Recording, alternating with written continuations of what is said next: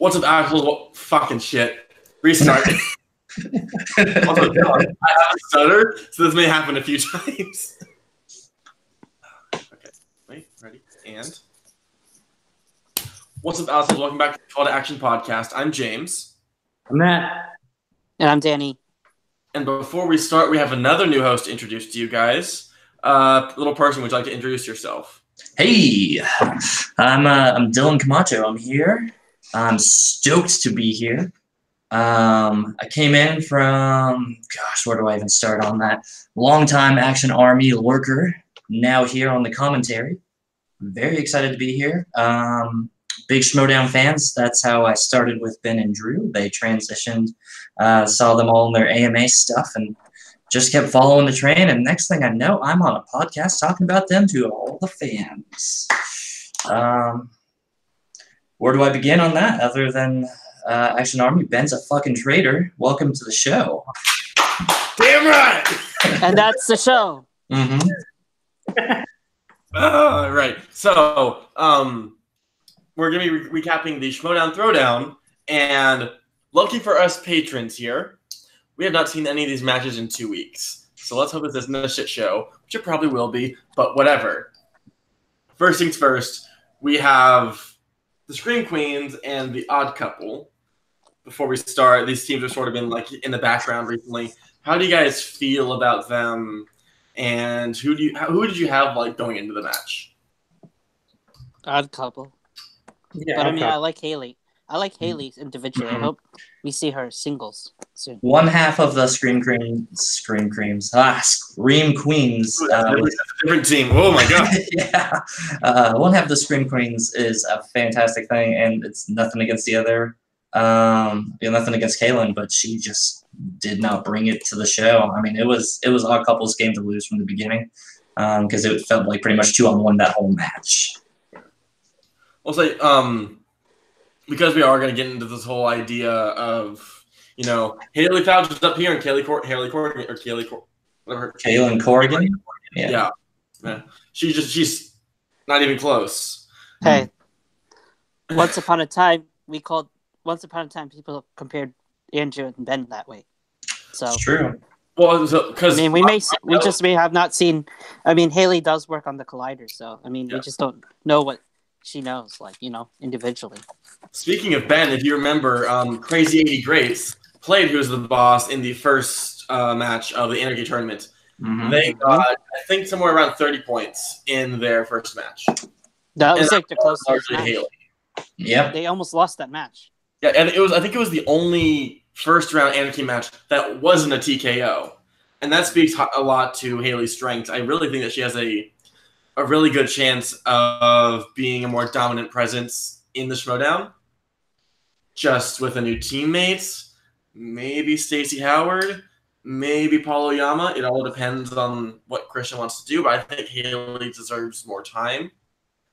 I think we should probably talk about the match first. Well, before even the match started, we had a little preview stinger scene with Roxy, like, "Hey, I'm not here." Snyder's like, "What the fuck happened?" Did it really matter? No. It brings nothing of significance. I think that it's just she couldn't be there, and they were just wanting to have an excuse, and they want to just create more artificial drama between them and corruption, I think, at this point. Is that what it feel like anybody else? Yeah, I don't even know what Roxy's involvement is in this match. She manages the Odd Couple. Yeah. But what they're trying to do is set up Grace Hancock to have like a greater presence.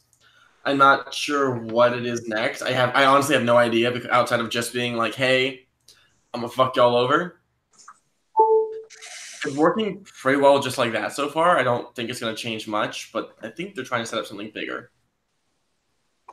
yeah, I think that'll be an interesting drama to develop between just having Grace come in and just literally fuck with everybody that's not corruption. But it's interesting to sit there and start with the Odd Couple. I think maybe just because they're, well, at least Andrico being more of a face than anything. Snyder obviously just kind of playing it on whoever just wins for him at the time. But I think that just to create that dynamic where it says Grace is back, here is as much Grace as possible. And here are the obvious targets. It's just the first face team that happened to be playing, and that was the odd couple in that one.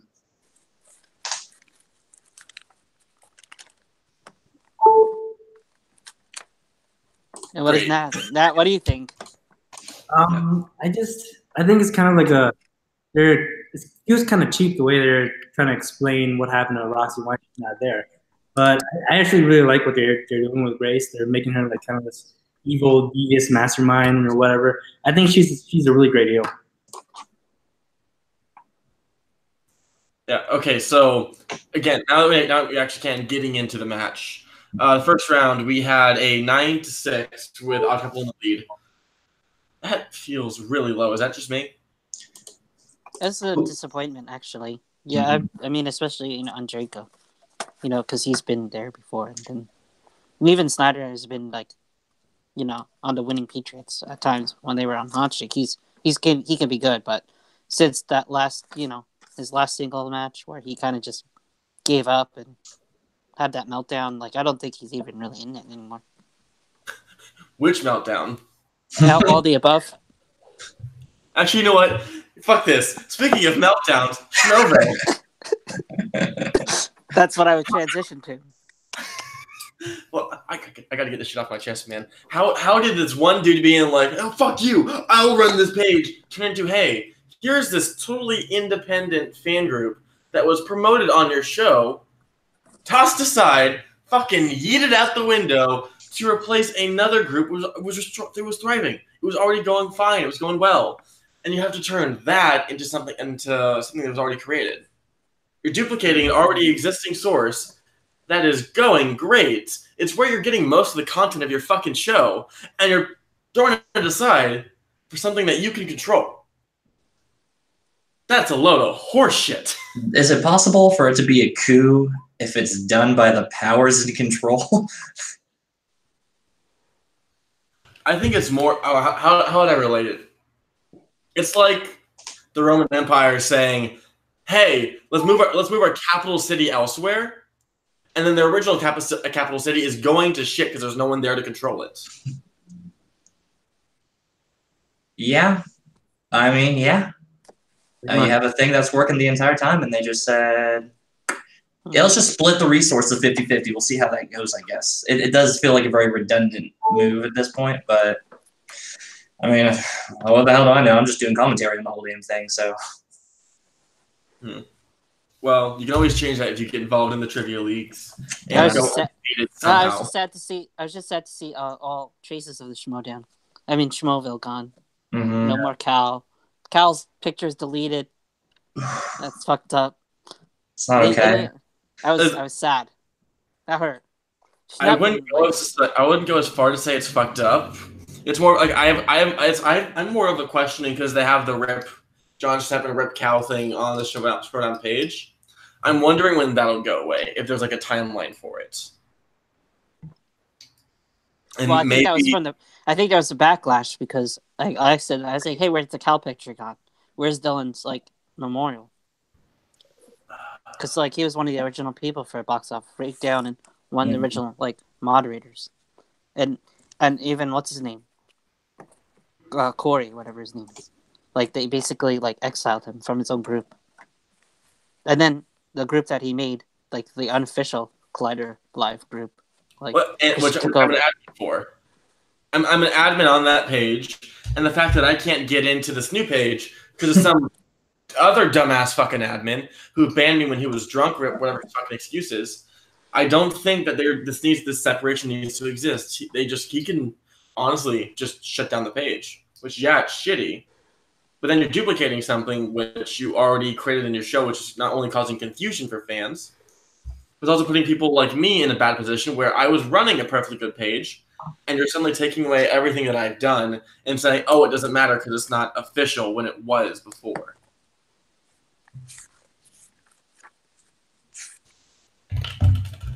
Yep, and that's the show.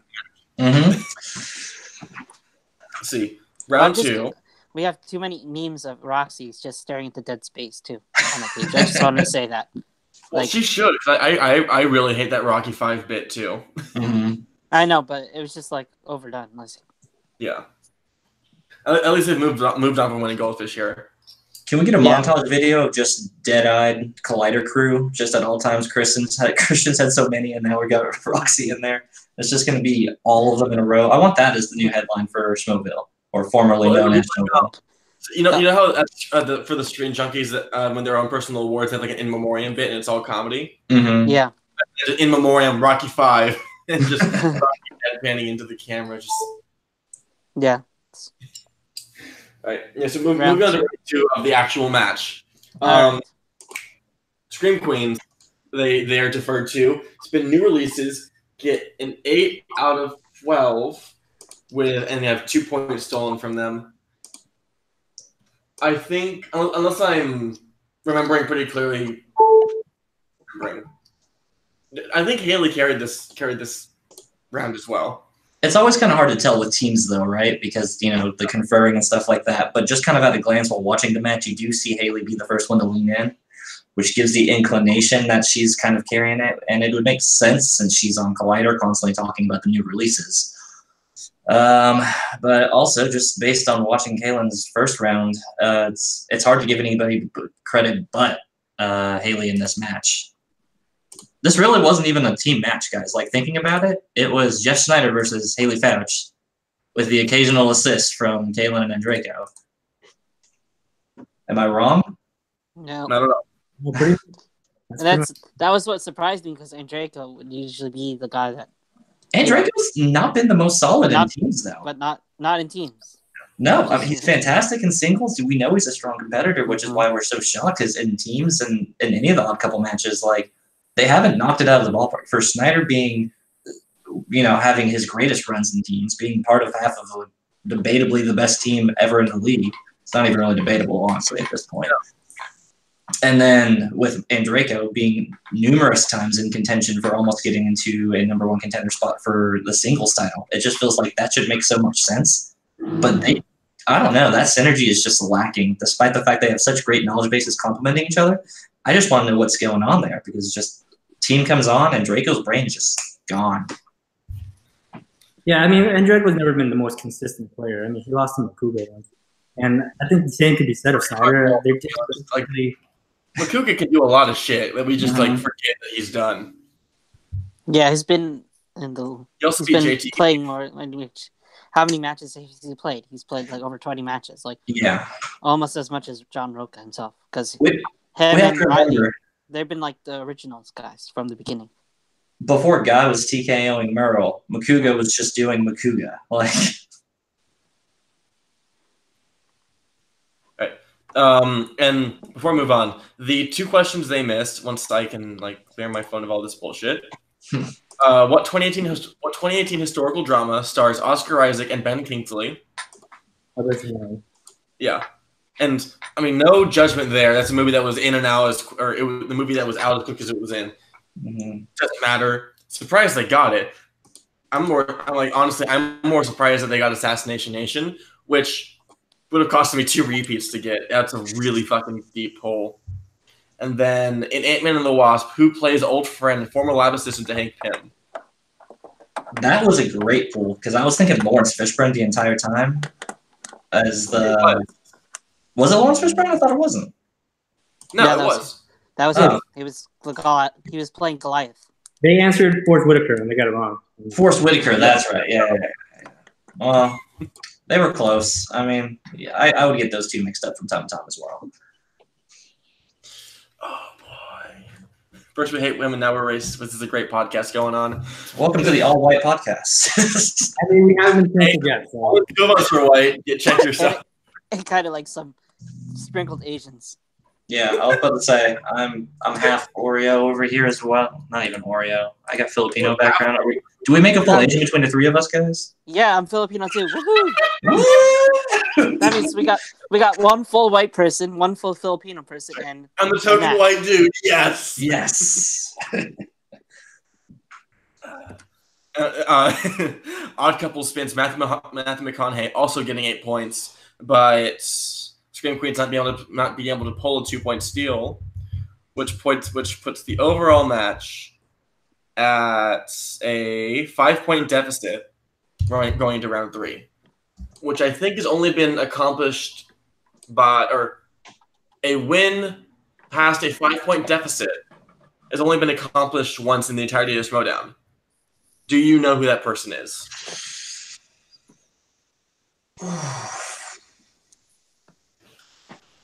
Ready? 5-point deficit. 5, 4, 3, 2, 1. No. Cody Miller versus JTE. Oh, I man. remember that guy. The only player to ever accomplish a 5-point deficit with a win, a 6 and 7-point, which you saw multiple times in the past couple of weeks, never being beaten. Which I think we should put Cody Miller on the Schmodown Count Rushmore for being able to accomplish the feat. That that's number 4. He's an Olympian. Don't mock him. He's an Olympian champion. Mm-hmm. He beat down the great JTE. Okay. Going into round 3, ended match with TKO. Only, let me just check here. Scream Queens only be able to pull off their 2-point question. Answered by Haley Fouch. Mm-hmm. Shocker. Okay, that always seemed like a strange thing to me. Like, why would, there's no doubt Haley Fouch is the stronger player. Not being into Kaylin at all. Just she is. Giving her the 2-point question seems almost really stupid, especially considering the near insurmountable deficit they're sitting at. Yeah, I definitely agree that there wasn't a good strategy set there ahead of time, and it could be a mix between ring rust because Scream Queens. I will get that name right eventually. Well, actually, no, I won't. They keep losing. I don't have to remember the name.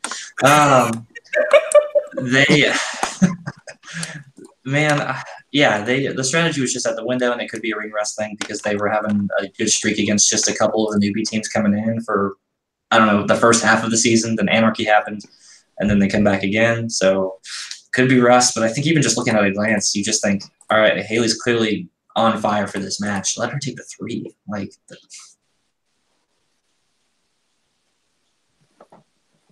Yeah. So my only contribution was ring rust is probably a pretty clear thing.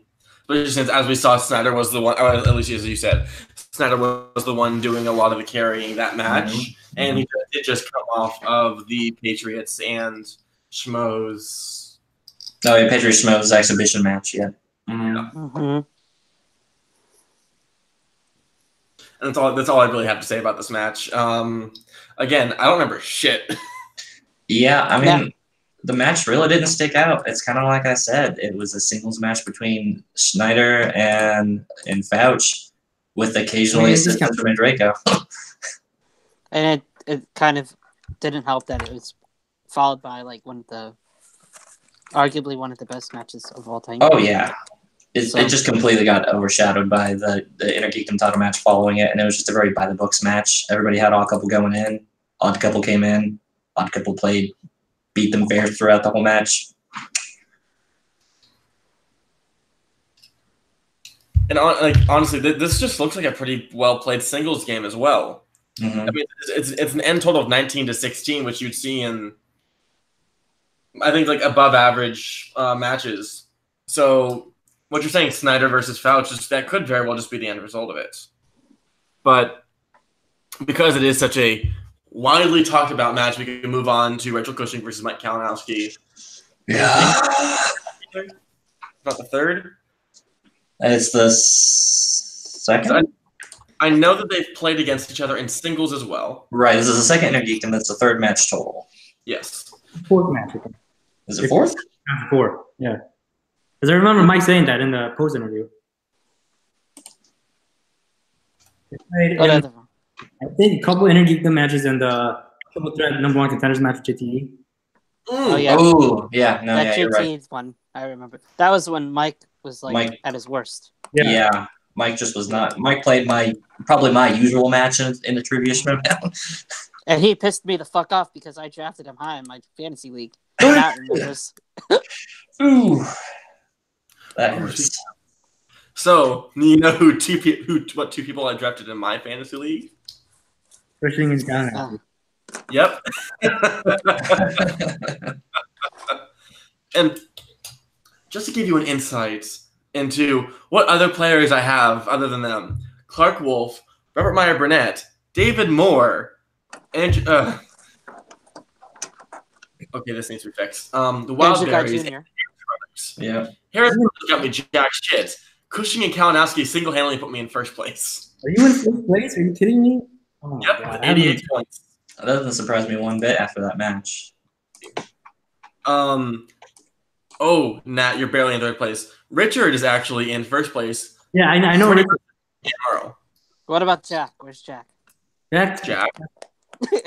Jack ain't here, motherfucker. We made sure of that. Yeah, James is in first place. It's bullshit. But, So the match. Match. yeah. Oh, Sorry. match? My brain is in fantasy mode now, and I'm just trying to get shit organized. So here's the actual stinger that mattered. Before the match started, we saw Andrew Guy and Ben Bateman sort of face off, and Emma Fife stepped in and said, "Hey guys, how about we settle this in the ring? Because we were supposed to do that in the first place." With Burnett and Guy and Bateman and Finstock. Yep. Then Andrew whispered something to Emma. First of all, what do you think of the matchup and the setup? And then what do you think he said to her? Wait, what? When did this happen? It happened. Did you know? Okay, yeah. So I think they said it wasn't canon. so the reload. Matt, here's what happened. Yeah. In the live stream, it was set to be Burnett's versus Finstock, I think. Now, was it Burnett and Finstock, or was it a team match from that one too? Shit. Well, no, yeah, it was set to be a team match in the first one, and then I think the second time around, whenever they had to do the redub over it for the uploaded video, they make it seem as though it's going to be that same match. but then Andrew whispers something. Exactly. So my guess is we're gonna get the old switcheroo in this match. Well, again, so that's the question. What do you think he said to her? In actuality, or were they going to say that he said to her? Because I think that What's he said? the whole thing of just like what he actually whispered to her. It's like, I'm just trying to fill time, or whatever the fuck. What was that movie about the guy that was whispering in the girl's ear? And Lost in translation. Yeah, is this the Lost in Translation Schmodown edition where we'll never find out? Or you think we're actually gonna get an answer? 100%. I think something's gonna happen. I just don't know what it is. If I had to guess, I'm gonna assume that they're gonna swap Burnett with McWeenie. Oh Do you yeah. think they would let McWeenie and Guy run against Finstock and Ben, or do you think that they're going to allow it to be a switch who's the boss, or do you just want to be this the build-up? I think this is almost going to be one of those expendable matches where Guy switches, it's McWeenie, Guy versus Finstock and Bateman, and then the presumption is that Guy was going to win. The Guy seems going to win, and that's just going to fuel that, no, fuck that, we're going to run that back, and it's just going to be a series of run-backs for, I think, the rest of the season.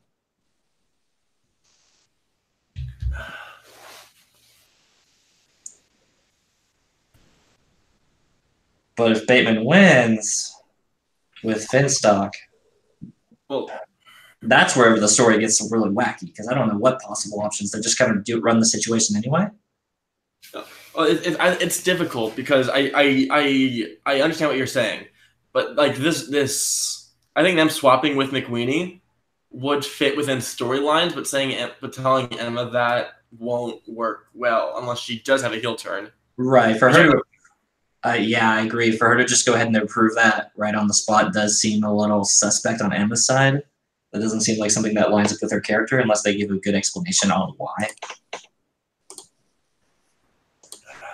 I saw a theory floating around that it's actually going to be a 3v3 match, which I don't see why they would keep that secret from Riley. I still like the idea of having like a whole like series of matches about this, or maybe this is when Andrew reveals his secret teammate of JTE. I don't know. But it's pairing it with Emma just doesn't seem like it's going to work storyline-wise. Yeah, this one is kind of hard to tell at a glance. Like, I think my first gut instinct is just to say McQueenie comes in, they play the match as that. But honestly, I almost kind of want to see Burnett come in with a guy and just the match as it is. I would love to see who's the boss against whatever the team name of the Drews is going to be.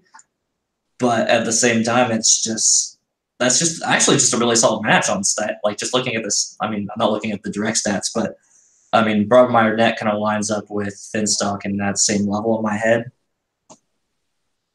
I'd rather see a good even match than just a storyline match, you know?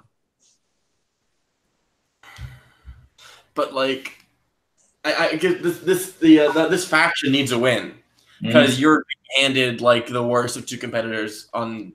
Like, this isn't me being an asshole. This entire faction is getting led by basically the rejects. You have Andrew Guy, who I love him, but historically he is worse than Ben on the teams. You have McWeenie, who was very clearly worse than Sam Levine, and you have Burnett, which whether or not he was better than John Schnepp, I don't know personally. The second he joined Patriots, he lost the championship in Intergeekdom. He didn't do well with Team Heroes. And then just got his shit pushed in constantly. Mostly with John Katz, who's automatically a loser. They need something for this faction to do well. So fucking around with like rules and legality and swapping teammates might be the thing to get them seriously recognized. What are the odds that Robert Meyer Burnett just burns Emma Fife in the next episode? And he becomes the commissioner. Jesus Christ. Let's just take this all the way up the scale. I'm thinking of every possible situation, guys. Too dark? Speaking of a horror match, you can just go right into this shit and just like, so what happened to Emma Fife? Oh, she burned alive. I mean, it wouldn't be the first time they've removed Emma from the show. They've just locked her in a closet before, so maybe they do something in that vein. Like lighting her on fire. Doesn't really balance out. They haven't faked anyone's death yet as a storyline yet. It's only a matter of time for it to do that because they did that in WWE. I know, that's what I'm saying. When is telling you the wedding's going to happen soon?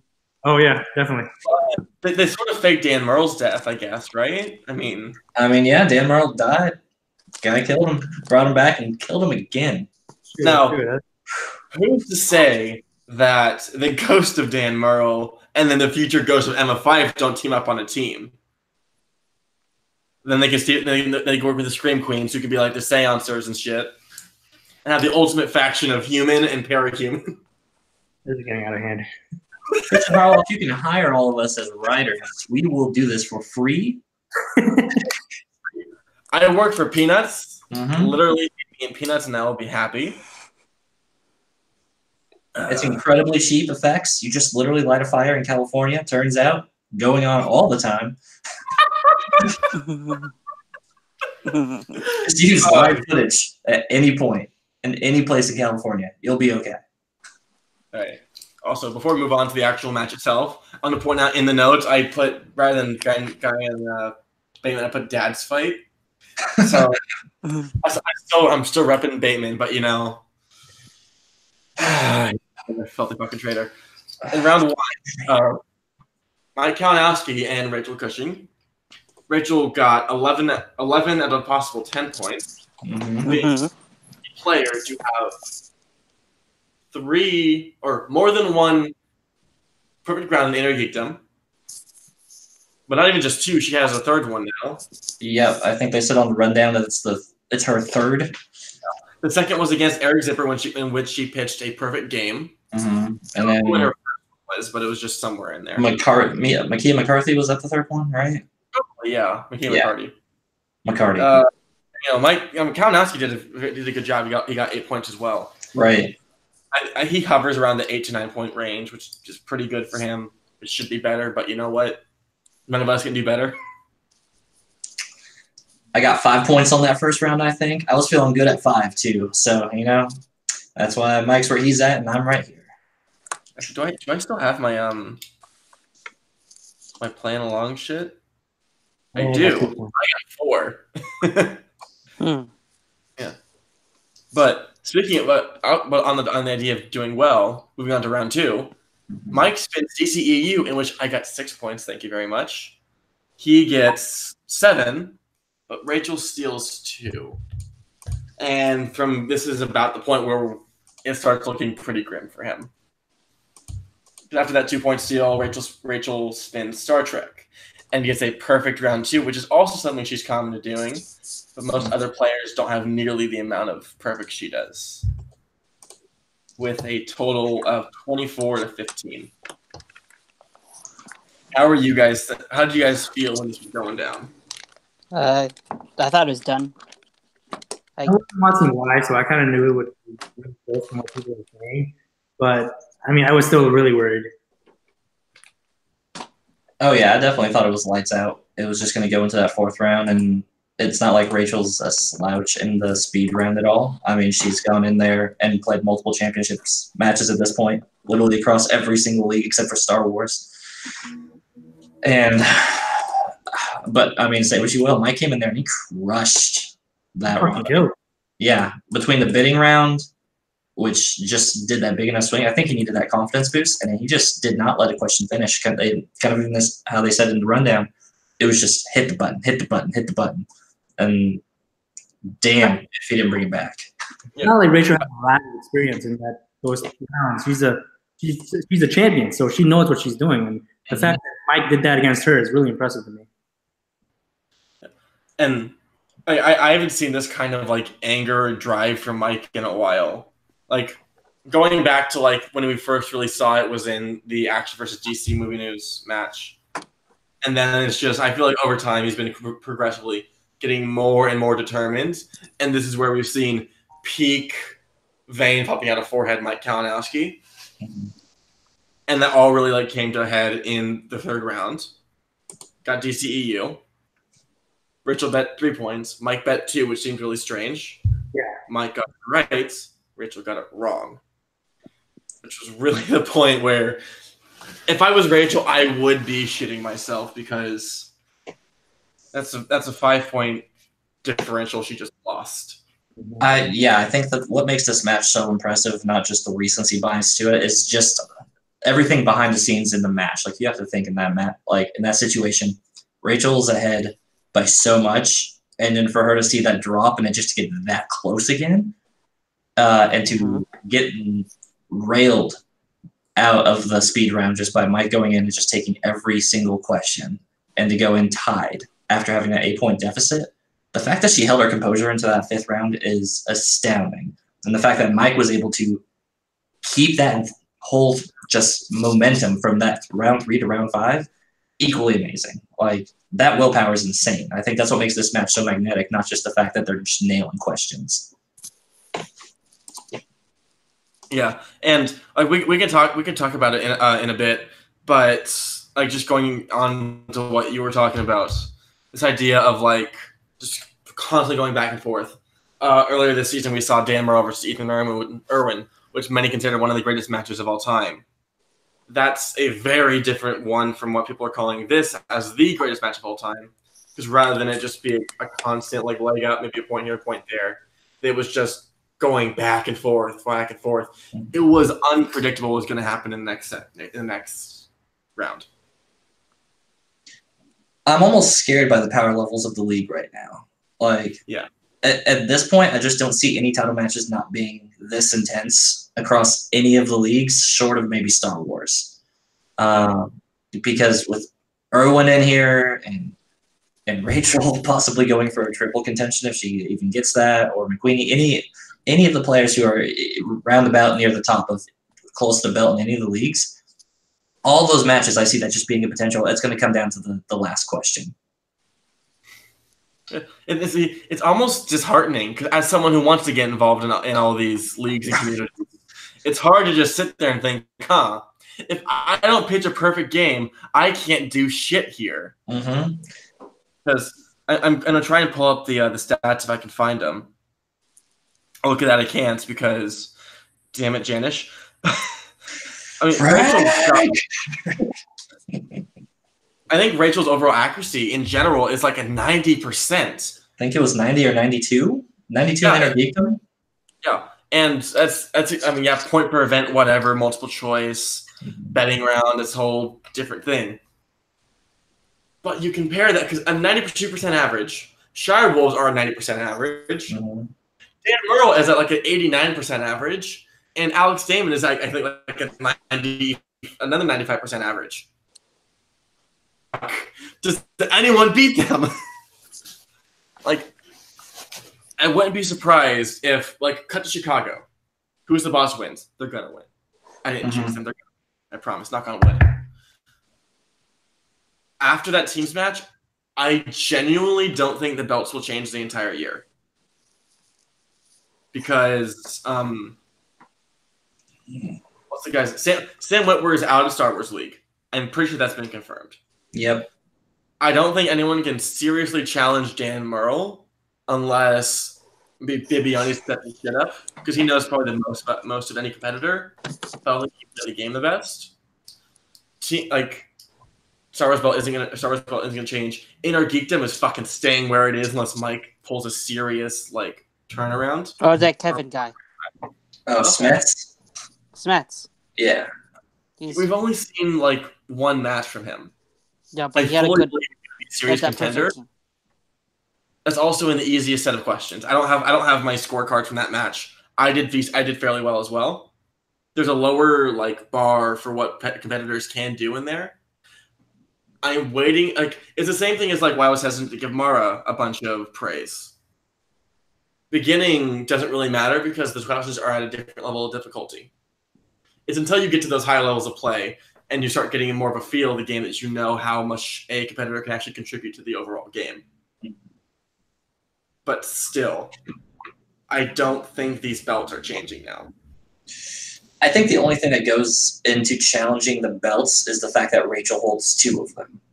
And for her to keep both her Inner Geekdom knowledge and her team knowledge at just such a championship level, and like whatever, that's probably already in her brain at any given point, but being able to recall it time and time again,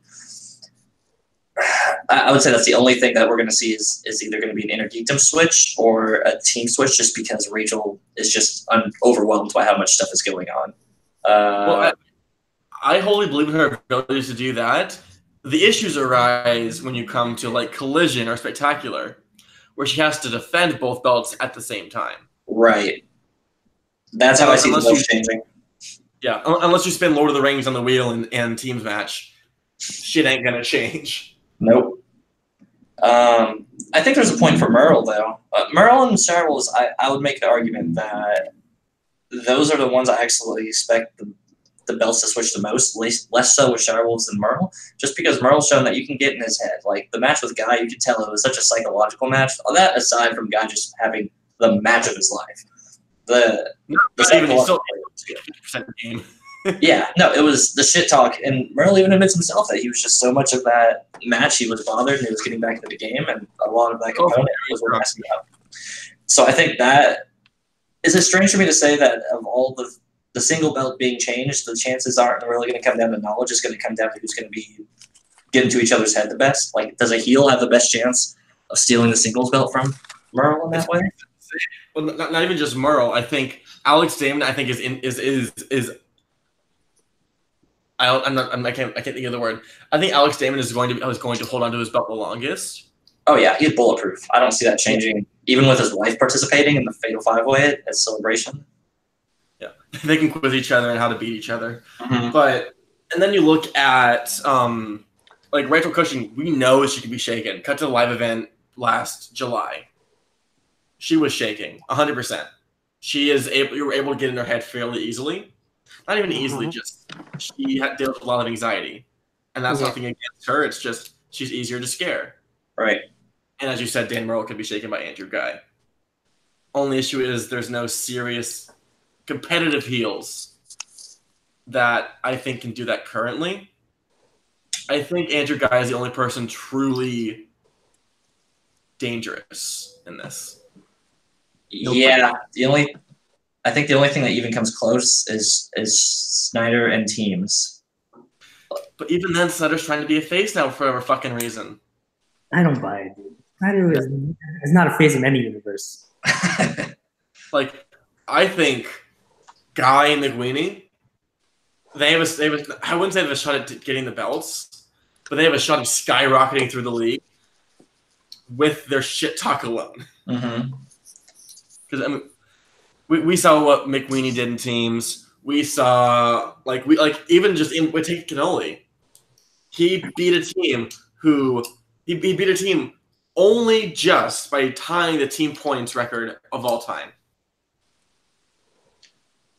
And I think that so much of that comes down to Sam Levine's knowledge, but then the other part of that was look at the character that Guy brings. It's very similar to what Sam Levine brought. You got the mouthpiece, the one who actually can back their knowledge, but sit there and get into the players' heads that entire time.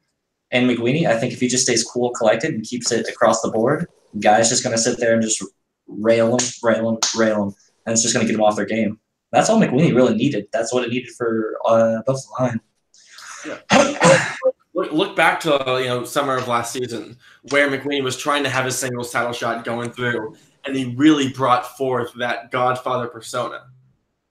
Pairing that with Andrew Guy is what will destroy any teams who are not standing their ground. And I'm just realizing how much we've actually talked about everything else but the matches. So Cushing and Kalinowski, right. Cut to the buzzer round. I think Mike got 4 points and then lost one of them. Yeah, almost perfect. Yep. He lost the Bilbo question. Yeah, which I was like you were talking about earlier, Dylan. I was listening to the rundown earlier and saying the only reason he got it wrong was a 50-50 shot. If he had guessed Martin Freeman, he'd be championship. He'd still be champion. Yeah. Jesus Christ, I cannot English today.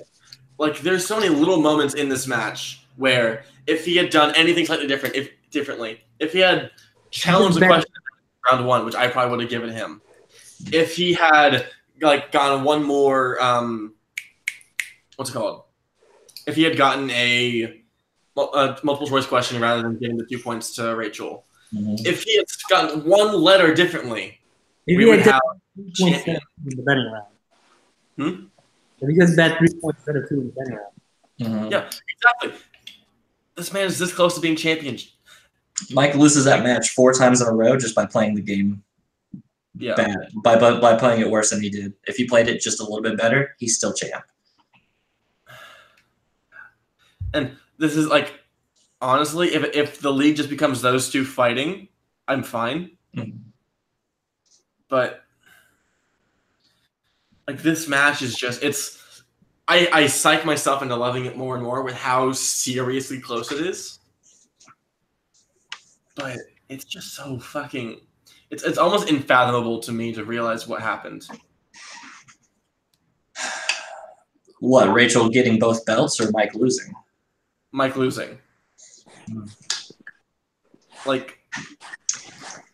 It's I think the closest thing I could compare it to is maybe you're auditioning for a singing competition and the only reason you lose is because your father forgot to call in and give you a vote. American Idol, the only reason fucking what's his face won, I forgot his name. Some irrelevant dude who destroyed the competition, the only reason he won was because the other girl, her family forgot to call in and vote for her because they were busy or whatever. This man, fucking Mike Kalinowski, was literally a letter away from still being champion. Which is almost crazy to think because the vibe going into the match, even with Mike being champion, it still felt like he was the underdog to Rachel because it's just hard not to be an underdog when your opponent is Rachel Cushing.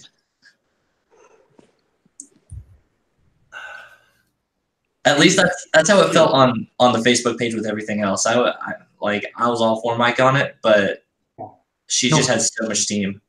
Match against Habon, underdog. Donica, underdog. The page loves Rachel though, so yeah. Yeah, you can't really. It's pretty biased, so can't really count that. But I mean, Mike was the underdog pretty much. Everyone knows that I'm a huge Mike fan. I really believe that he would win because I know how much he cares about him. I know how much he studies. And to see him lose this way is just heartbreaking for me. But I mean, playing against Rachel Cushing, it's nothing to hang your head over. She's arguably the best NBA player there is. So yeah, I think like she's very much in GOAT contention. I'm gonna say Guy until I die, like ride or die. It's like joke or not. I think he's like I'm gonna say it. I think with this match, she has taken the title from Sam Levine of the greatest of all time. Not only being a double belt holder, but across 3 leagues, not only remaining in the top 10 consistently, but also carrying one of the highest accuracy rates of all time of any league. On top of that, being a serious championship contender. And also Christian's daughter in the after show. Yeah, I was going to get into that, but we pretty much talked about the rest of the match. Round 5, they each get a perfect 10 points. Going to sudden death. They ask a question about The Last Jedi, which is almost sort of ironic that's the movie to sink the ship. But that movie needed worse press. See, what's the question? What is the name of the ship Holdo commanded in The Last Jedi? Mike says Ninko. Rachel says Ninka, right? Cruiser Ninko. Rachel says Cruiser Ninka. Oh my god. It hurts. Intense. And I forgot when, but this is like a similar thing that's happened before, where you are like skin of your teeth victory, and Rachel can't believe it. Yeah, Rachel didn't really like. Even her reaction after the match, you can tell that doesn't even hit her face until like 20, 30 seconds after the match has already been wrapped. She's hugged Clark, and she sits there and she sees the belt, and then it's just her face drops in this most genuine way. Yeah, like when Above the Line did the Iron Man match against Patriots, like Sam freaking out, the Queen is there just like, oh yeah. And like this story, like not this story, this podcast has shown that none of us are too big of fans of the whole Fight Club stuff. Rachel getting this Inner Geekdom belt has made me realize how much I fucking loved her before all that happened. Like there was no losers in this match. Like I think that's the biggest takeaway from this whole thing. Fans, Mike, Rachel, there's no losers in this match. It's that good. Yeah. Yeah, I think even though Mike lost, his stock went up because he's everyone that he can compete at the highest. Yeah. Even though he's champion. And once again, this is one of the best matches of his career, and he lost. By a little. Yeah. This goes to prove just how dominant a competitor Mike can be when he's not put up against champions. And he actually studies like on his page, like he works for it. Like, I think he's probably the hardest working competitor out of all of them, other than maybe Bateman, but I haven't heard as much about him. Mm-hmm.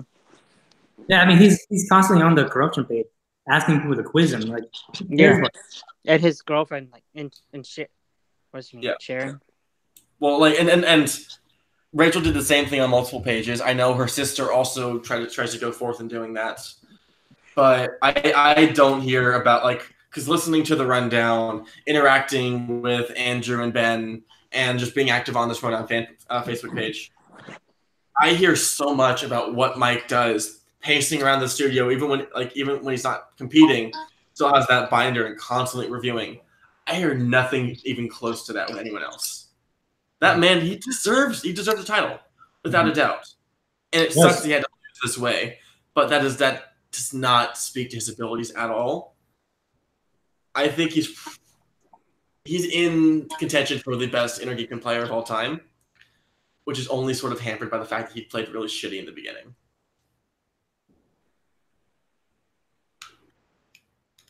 I would say seeing that he played so shitty in the beginning, though, showed just how much growth he's had since then. I would rather see somebody come in and do okay and then bottom out, and then you see what their level is, and then see where they are.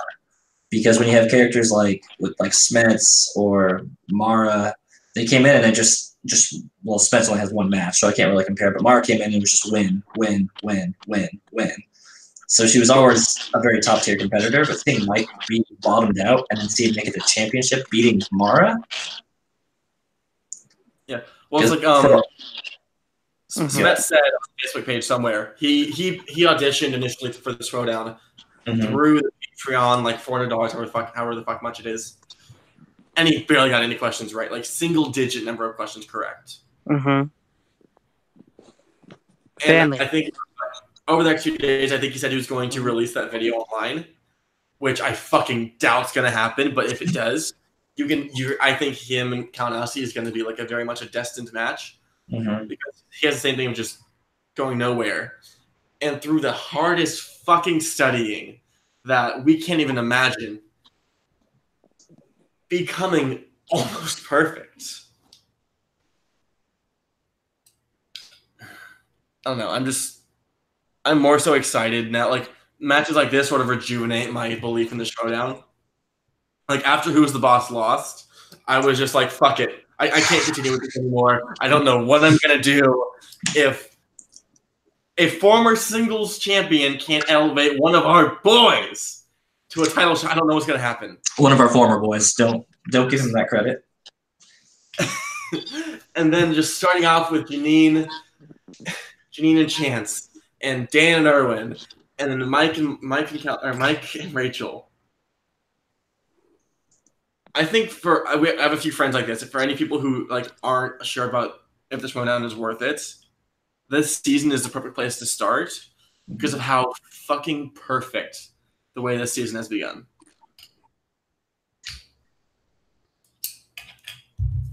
I agree. Yeah. Yep. 100%. And it's funny because like this was the time that we were all worried about it because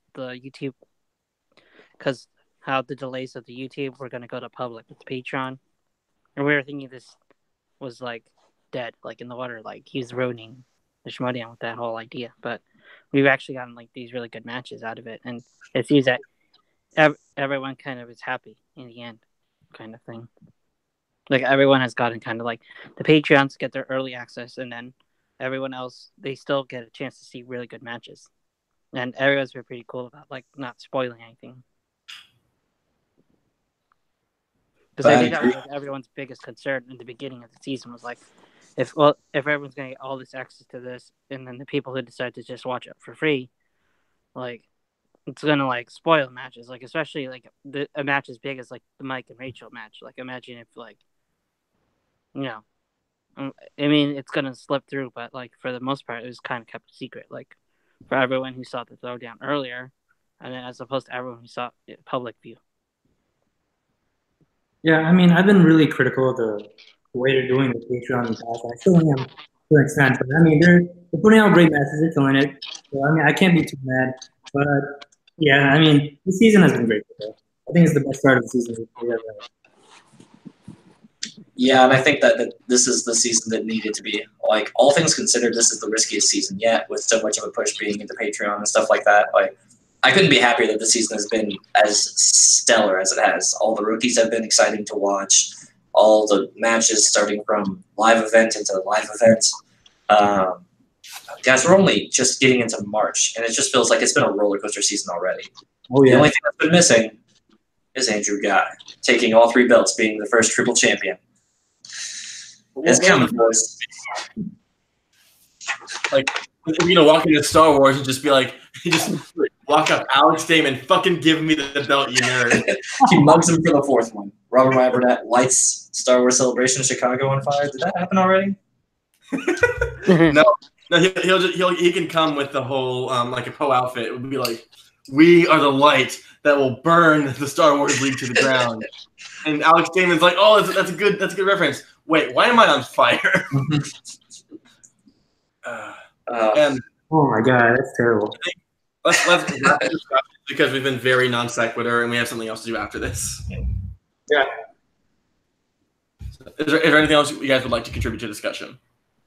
I mean, I think it's crazy to think about that.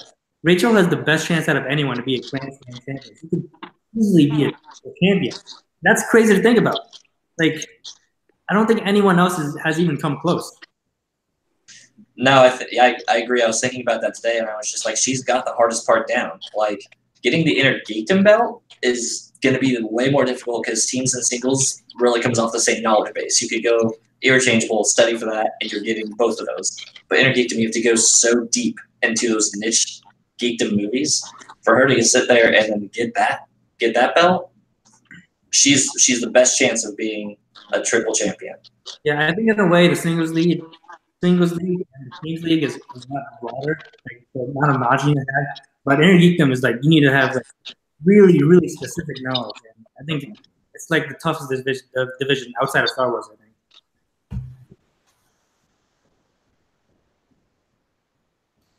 I need to stop making noise, otherwise the feed cuts back to me, and I try not to, and I just end up looking at I wanted to cut back and just see you just either shirtless or in the middle of eating something. Just catch those. Oh my god.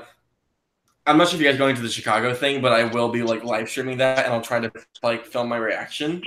Because if they get that like #1 contender shot, I will be losing my shit. I won't go full Chris Clark. Unless maybe Andrew wins the belt, then I might fuck myself over. But for now, okay. So final note before we sign off. Maybe it's just me, but it seems almost suspicious that Christian's been pushing for the free for all to be like filled really hard. What do you guys see going down there, if anything?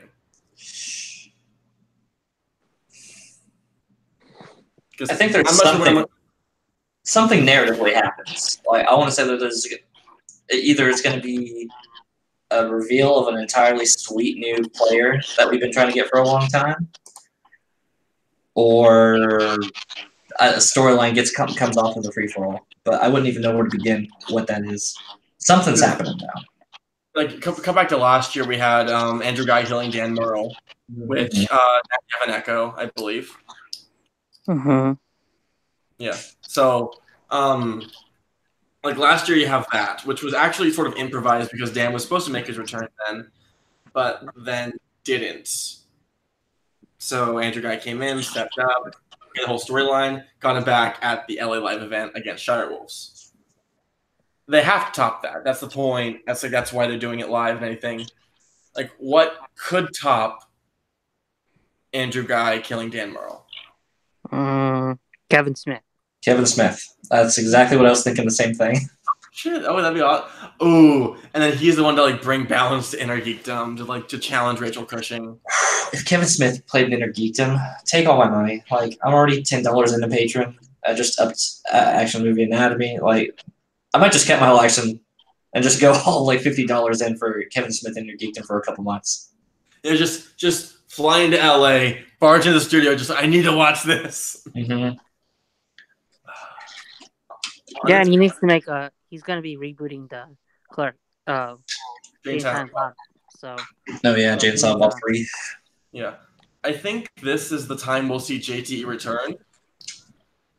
And much big enough reveal, but this could be the bit where we see him sort of choose a faction because corruption is also sort of starting to steal the heels. I'm wondering if JTE is gonna like choose between the two of them. I think JTE makes the most sense in corruption at this point, just because Stacy needs such a strong partner. For a long time, I was saying it was going to be Guy and JTE, but then they matched up McLeany, which I'm not upset about at all. But I mean, yeah, it just makes the most sense. There's one person without a partner. But at the same time, like, I don't want that to happen. Or Clark becomes a traitor and she becomes a heel or something. Again, if Shirewolves break up, I think Clark would become heel. It would be fucking amazing. Mm-hmm. Would it be Clark and Stacy then? Would she go corruption? Yeah. Mm-hmm. I fuck with that. I think I don't know. Just something I mentioned this when I was on last. I think having two redheads together would provide for a lot of fun. Mm-hmm. She could be Andrew's teammate because they were supposed to be with him until he started filming. Yeah, remember, like there was like a little scene of Andrew like asking her out or something. Oh yeah, Andrew was making moves on Clark. And then like all of a sudden, like he's revealed to be part of the Jew team, the Jew squad. Yeah. Well, I mean, also on top of that, you saw Justin Square on the Facebook page had a whole post about like what was Andrew Guy saying to Emma, and all of it's just A Star Is Born memes. So I think that's everyone.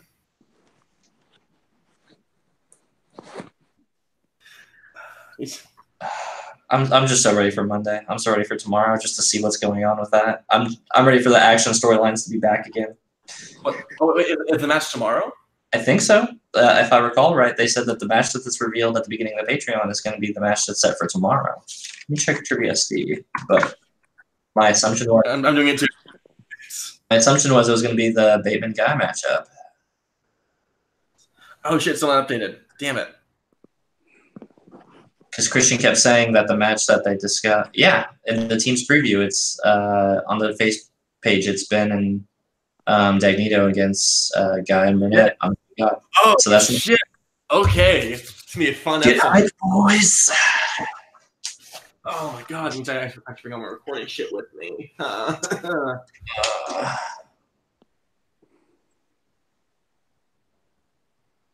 Great. All right. So this will be like the final little wrap up then, because after this, keep an eye out for later in the week, we're going to be putting out our top 5 last 5, which hasn't happened in 3 months. Yay. Yeah. Get to do my first Return a cup. right? Is this it? Last 5. We should promo this thing. Hey guys, I'm Roka. Am I doing this right? Yeah. Well, no, you have to do it like this because you can't see either. Yeah. Before we need to. Sorry, I'm Roka. There's only like 2 to 3 horsemen right now. The this many horsemen. Again, before we start plugging social medias, I do want to go out of the way and mention Action Industries. Loyal viewer Andrew wanted us to mention it, and as someone who works on it, I thought I'd want to just share with you guys the whole progress we've been making. For those of you who don't know, for whatever reason, Andrew and Ben wanted to step aside and sort of share, like unite the brand into something more unified. Have the sort of outreach possible. Create a team who can work on getting the Action brand larger, get them more possibilities. Within 2 weeks of it being sort of created, we've had 77 people following the new Action Industries page, as well as I think like 800 individual interactions, which in 2 weeks is just fucking amazing. And as someone who works on it, has decent. I'm not gonna give my position, but I'm working for and with a lot of people, and it couldn't make me happier seeing what everyone is doing within their own jobs, and seeing what the page has done within the many communities that Ben and Andrew are involved in. So this is mostly just like a call to action, no pun intended, for you guys to go to the page, to follow it, to share the articles, and just to thank the team who's working on it, because just being behind the scenes, everyone's putting a lot of effort into this, and even the small recognition of saying, "Oh, those title cards are nice," or "Thank you for getting everything out consistently," makes the team go a long way. I know Ben and Andrew are very thankful, but most of all, I know the team is very thankful for just having our work be recognized on something for people that we truly care about. That's it. So, this is the signing off for the episode. Everyone plug your social medias. You can find me at Miss Marvel. Facebook.com/MissMarvel. And then you can find me on Twitter at DKPKP. Also on Instagram at Danny_K22. Also, if you're interested in music, you'll find me. My tournament is live tomorrow, so if you're interested in seeing me compete, it's not movie trivia, but it's music trivia. So check out Jukebox Trivia. Yeah, and you're on theater, aren't you? Mm-hmm. You can catch me on over on Facebook. I just posted recently in the Action Army my fist bump moment over the Fight Club. You can also catch me on Twitter tweeting about my wife sleeping, the wacky things that she says. You can catch me at Camacho, Camacho to Octopus. just one O. That's going to be a weird spelling. If you can find me, more power to you. I don't tweet often, but those are my plugs. And here's where I just learned how to talk. You can follow me on Twitter at Temecula Film Guy. That's at TEMECULA Film Guy.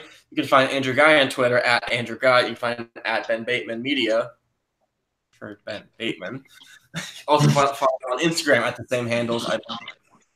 Don't forget to follow Action Industries on Facebook, as well as the All About Action fan page where we talk about action movie anatomy and the Action Guys on Collider every Friday.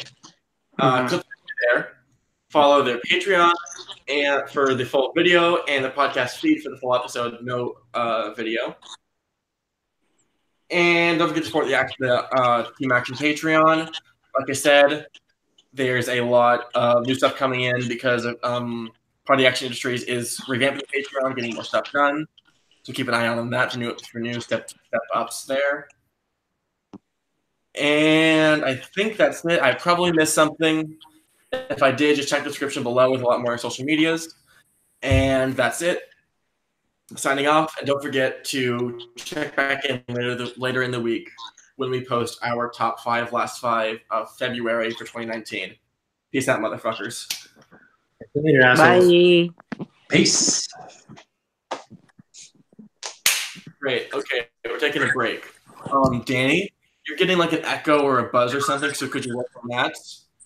Give Yeah, I everyone just have about, to plug in my phone, but I'll have it. There's an Okay, echo great. computer. So I'm plugging my phone because I have I'll to give charge like 5 minutes. We can start back up in a bit. it. All right.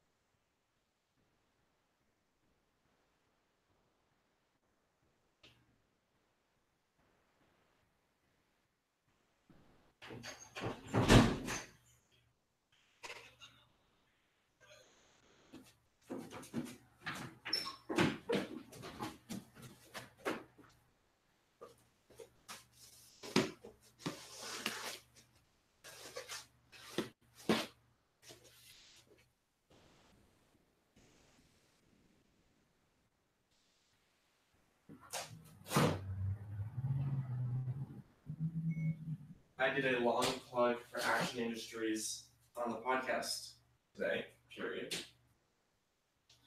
Do you think Andrew and Ben would like that added and posted to the page? Question mark.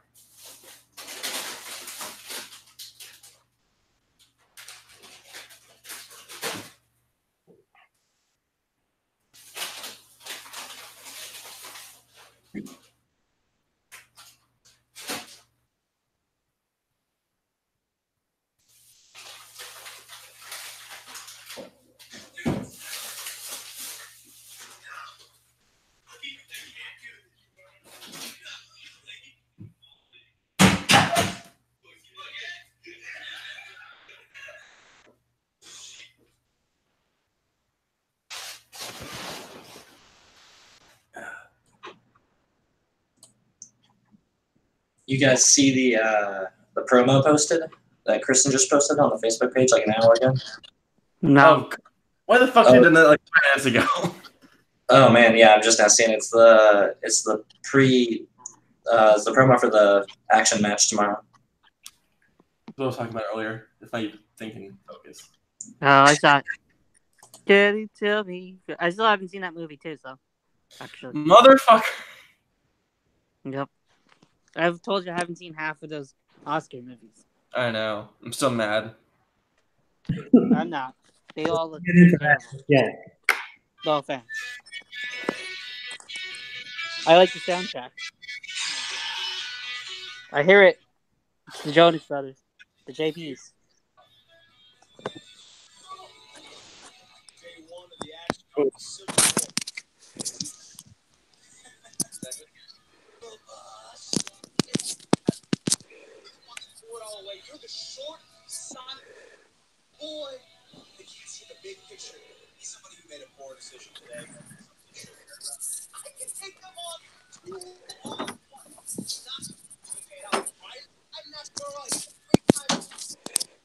It's so disappointing. Riley versus Guy, 10-9 total. With a TKO. Good times. I remember those.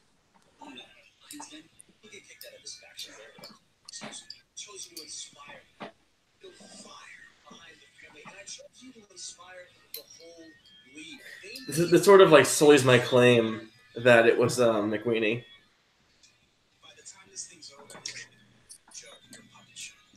Bro, that promo is so hype. Oh yeah, no. I'm ready right now. Like, so I think I got an idea of what this match is going to be from like one of the things they said in that promo.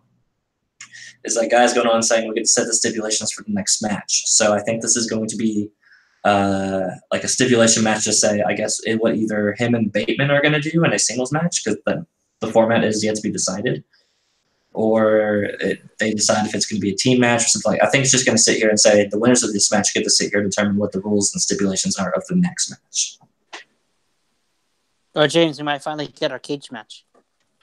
Yeah, I think we might finally get the cage match.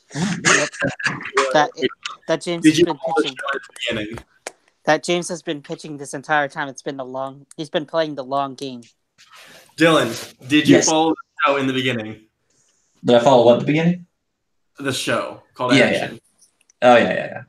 Do you remember my fucking cage pitch? Yeah. you still on that boat? I want him to fucking fight Dale the Dude. Okay? That'd be a pretty little like, hey guys, I'm coming back to face the league. No! So you want to see him murder Dale? Maybe that's what's in the free for all. Maybe that's who's going to reveal that free for all. Dale the Dude. It's dramatic return. With a flying haymaker, says, I'm working with Emma 5. We're adding a whole new league, and it's just fucking beating each other up. It finally just crosses over full UFC. It stops trying to pretend and just goes full violence. Okay, I want to hire a writer. What do you guys propose? I want cage matches.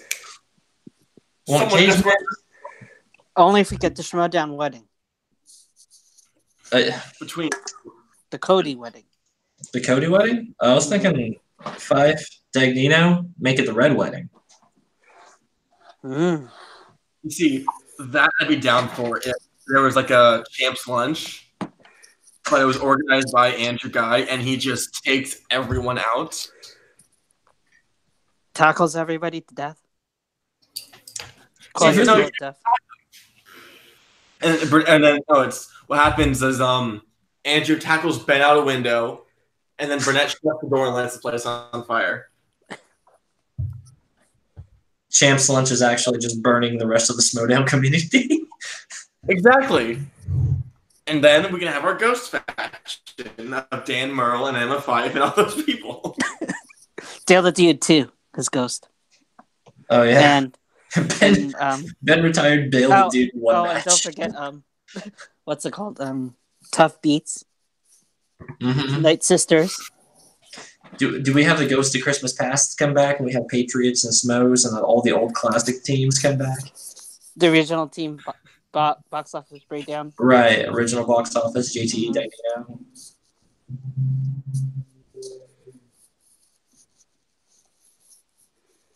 By the way, anybody going to Celebration or the Chicago Nope. Live event? I wish. No, it's too far. Just me, One of our, boys? I think one of our co-hosts, Melissa, is going to go there. Oh, Yeah. right on. Yeah. Melissa got her ticket. Yeah, I'm all signed up. I got me and my wife ready to go. I've had to pay double for everything for somebody who's kind of interested. I love being married. But I got the meet and greet set up, so as long as Ben just never watches me continually calling him the fucking traitor that he is, I think that shouldn't be awkward at all. It'll be a good time. That's most of us, honestly. I think the only person who's like really on his side is Brandon Hanna. Yeah. Yeah. Mm-hmm. It's funny because everybody used to hate Andrew Guy likes Andrew Guy now on the page. Like former people that used to always talk shit about Andrew. I see them and they're like they love Andrew now. Well, didn't Alex also say she wasn't that big on Team Action until Andrew Guy got more of a spotlight or whatever? Maybe. Well, I don't remember. That kind of sounds right from. I thought she talked about that a little bit, and Yeah. Yeah. I think that was when she started getting interested in the page. Mm-hmm. Mm-hmm. I pretty strictly fell into the page actually. Like whenever they were saying there was one post or something like who's your Showdown competitor, who's the competitor, who's like your spirit animal or something like that. I put Ben Bateman, and then Andrew Guy liked it, and I was just like, I liked Team Action before, but I love Team Action because Andrew Guy went out of his way to like my thing. Yeah, that's why you have to be Team Guy. Mm-hmm. Well, like being his friend on Facebook, he sees more of my shit. And every once in a while, I'll do like normal promos and stuff in the middle of nowhere. I'll just say Ben is a fucking traitor. Each time I get, Ben's fucking awesome, and like I would say if I'm closer to anyone, it is Ben. But Andrew Guy is like my inner self of just like fuck everyone else. Like I run the show. I love that style of competitor, and I love Team Action more than I can say, honestly. Guy's persona is probably what brings me to the entertainment value on it, but I've always valued Ben just as a person as a whole. Like all of his interests inside and outside of the Schmodown are all very lined up in that way. He's a Seattle boy. I'm a Seattle boy.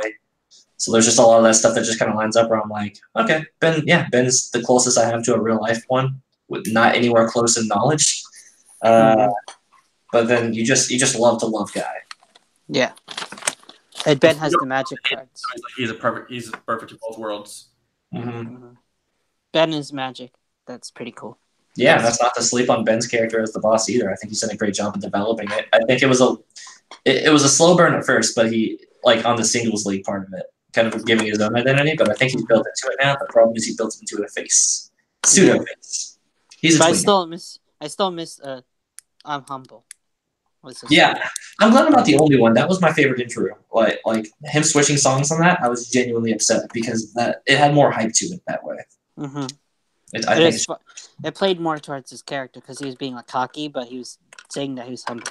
Right. So it was somewhat funny. And now he's a face like a bitch. Mm-hmm. Like a bitch. To be fair, he's about as much of a face as, I guess, Snyder. He's more of a face than Snyder is at this point. He's as much of a face as Emma Fife is. Yeah. Yeah. But they bring up the hard point of saying that it's harder to be a face than a heel, and I completely agree. Being there and being a good character and still doing that. But I mean, then we have Rachel who doesn't even play that politics game, and she just comes here and fucking wrecks shop. But there's just so much emotion behind her play. Like you have to value that. Yeah, Rachel. And like I said, that's kind of cool though. That like Rachel has like little like fans, like the girls that can look up to him. God, yeah. Like even at the live show, like remember that father had like his daughters like make signs for Rachel and them. Mm-hmm. My heart grew 3 times that post game match. Yeah. At first, I was like, "Oh no, is he bringing out his daughter for a gimmicky thing?" But And I was like, Yeah. no, it's genuinely okay. I was Yeah. like, okay, good.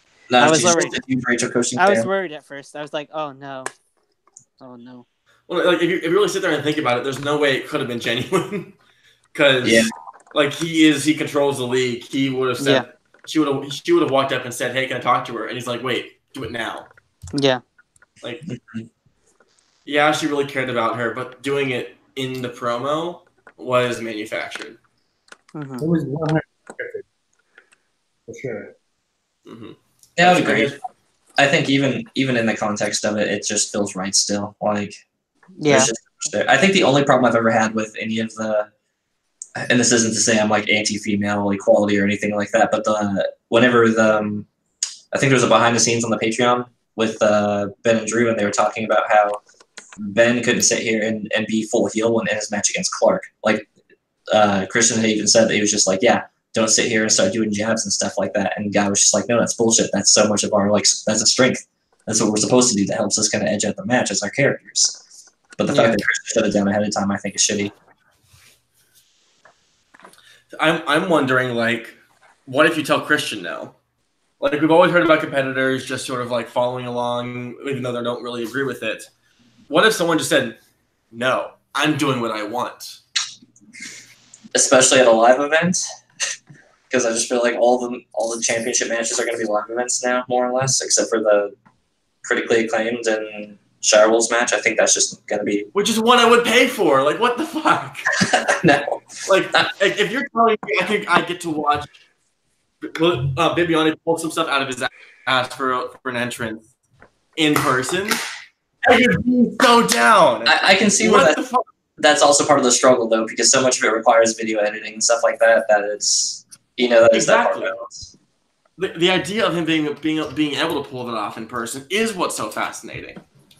Like, what if he literally he's walking from screen to screen? Like, imagine like multiple screens are set up, and you have to like walking up the stairs, walking this way, walking this way. Behind you somehow disappears and just like appears on stage somewhere. Like, there's shit he could do. It's just I want being Bibiani able to do to like see that magic tricks or something, like a magician, like disappear Mm-hmm. and then clone himself or something. Yeah. Well, I know it's not his style. Future Bibiani comes back. Imagine if they just reenacted like the first 20 minutes of Beauty and the Beast. Or I can see him doing Phantom of the Opera. Have you guys seen it? Yes. Yeah, Of course. It's the scene where he's teaching her how to sing, and Bibiani's just like, sing! And Whitney Seibold is just answering random trivia questions. With this big operatic score, and Bibiani in that math just sing for me. And Bibiani's like, Order of the Phoenix came out in 2005. Just that over. Snape kills Dumbledore. Oh shit! It's live. Yeah, I know. All people are gonna be spoiled. Uh-oh. Spoilers. Snape kills Dumbledore spoiler is the biggest one. That's going to turn this fan base against us real quick. Yep. That's right. Only I will see this footage. I can't believe Which means we never I'm trying got to our correct my joke shitty about hair. us being canceled. Mm-hmm. We made it to 28 episodes. Aha! We aren't canceled this week. Yep. Do I finally come in? Do I cancel the show? All right, there's too many Asians. We got to cancel this Yeah, shit. we have one full Asian amongst all three. Too much diversity. Cut the show. One Asian is fine. If we get Ethan Irwin as a guest, it's just like, oh shit, now we got to stop this. We can't do it. Ambiguously racially Asian white men just running the show. Ethan Irwin, like low key, Ethan Irwin might be my real spirit animal at a first glance. Me in like a handful of years, this hairline going back. Ethan Irwin's me. What if Ethan Irwin just did like a Christmas past, future, or past, present, and future, and you were the past, and just like, I love movies. I hope I get to work someday. Christmas present, Irwin just being like, so much work. So much. Christmas future is just him on a deathbed of money and Schmodown belts. All the belts. All the records. And then John Rucker comes out and pulls the plug of his life support. And then we get to go see Ethan Irwin. Yep, and then Ethan becomes the Ghost League commissioner. We need to create this Ghost League. Come on. Christian, your problem right. is the competitors are all still alive. That can be arranged. I'd pay $20 for a Patreon to watch a live murder of Schmodo competitors. Like, all right, guys, we're moving the live streams to live league. Sorry for the inconvenience. At the $50 tier, $50 the rookies purge one veteran modificator. It's the $100 tier. You can kill a competitor of your choice. Mm-hmm. All right, let's get this podcast rolling for top 5, bottom 5. Last 5. I gotta go to bed eventually. I have a new job tomorrow. I know it's already 12. Nat, you ready? Yep. 11. You gotta scream to get his attention. If anyone should be bitching, I should be the one bitching. I got the snowstorm out here. I'm so happy I don't have to know anymore. It's midnight. All right, so everyone, what's your out of 10? What do you rate your number 1? 5. 8. Oh, 10. Oh, 9. 10. 8, 9, 10.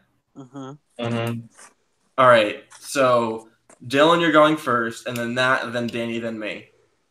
All right, we're starting from the bottom, work our way to the top, right? Over here. Mm-hmm. Like 5, 5, 5, 4, 4, 4, 4, 3, 3, 3, 3. Right. Mm-hmm. Yep. I'll explain that, but when you guys are ready, we can go into this. Okay. I'm not prepared at all, but let's do it. Ready yet? Wait.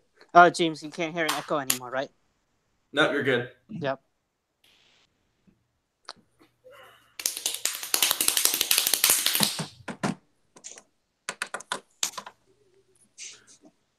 What's up, assholes? Welcome back to the Call to Action podcast. And I'm Danny. Matt. We got Dylan here too. Yes, and like I said before in our episode earlier this week, we are doing the top 5 last 5 after a much overly long hiatus. For those of you who don't know, basically we are recapping our last 5 movies we saw and ranking them, worst to best, whatever. Mostly just to show you guys that, hey, not every movie list is going to be filled with the same shit. Sometimes you'll just have man movies that won't come up otherwise. So may as well sort of have a deeper discussion of more fluid topics, whatever. I don't know what I'm saying. So how about we just show you? Dylan, you want to start us off with your number 5? Yeah, man. All right. So recently joined a movie group with a bunch of friends of mine, so I'm getting some new, interesting, weird choices. But one that actually popped up that I'm not too upset about is Kung Fu Panda 2. Yay. Ended up in my 5 most recent ones, but it is right at the bottom of the 5 list for right now. Well, it's not a bad movie, though. No, yeah, it's not a bad movie. It's compared to the other 4, it is one of those, it sits there and it's just, it does just enough to be entertaining without necessarily actually blowing me away. It's one of those, I think even the guys mentioned recently on the Pixar versus MCU match, or Ben and Andrew had mentioned, that pretty much all animated movies at this point are just above average. And I kind of just feel exactly that about Kung Fu Panda 2. I think that the choreography in it is fantastic. The villain is actually really interesting and really locked in, but at the end of the day, it was just a typical story. It was one of those ones I'll watch. I thought it was good, but probably not going to come back to anytime soon. Don't feel the need to rewatch it. Felt like it could have did more. As a sequel, it just didn't do what I want out of a sequel. It just went into the character of Po instead of going into the world, which I think is far more interesting. So in short, it just lands right at the bottom of the other competitors for this past month's top 5. Also, sorry for just flashing the camera at my dick. I was looking for something behind my computer. What? All right, Wait, no worries. So there's actually 4 movies of Kung Fu Panda? What the? Yeah. Well, I don't think I it's don't movies, know. but there is a TV series on Netflix or whatever. I Yeah, don't yeah. remember any of it. Was that the one where he found his dad? Yeah, Kung Fu That Panda was 2. the 3rd one. Oh, that's the 3rd. Oh, yeah, 2 is the one where Peacock. they kind of Gary See? Oldman. tell That's him why he's it's not. forgetful. Yeah, exactly. Unlike Shrek 2, which was a masterpiece. What? Shrek 2. Yeah, it is. Eh. All right, look, I had to give that up because I just can't deny that. Hey Nat, how about you? What's your number 5?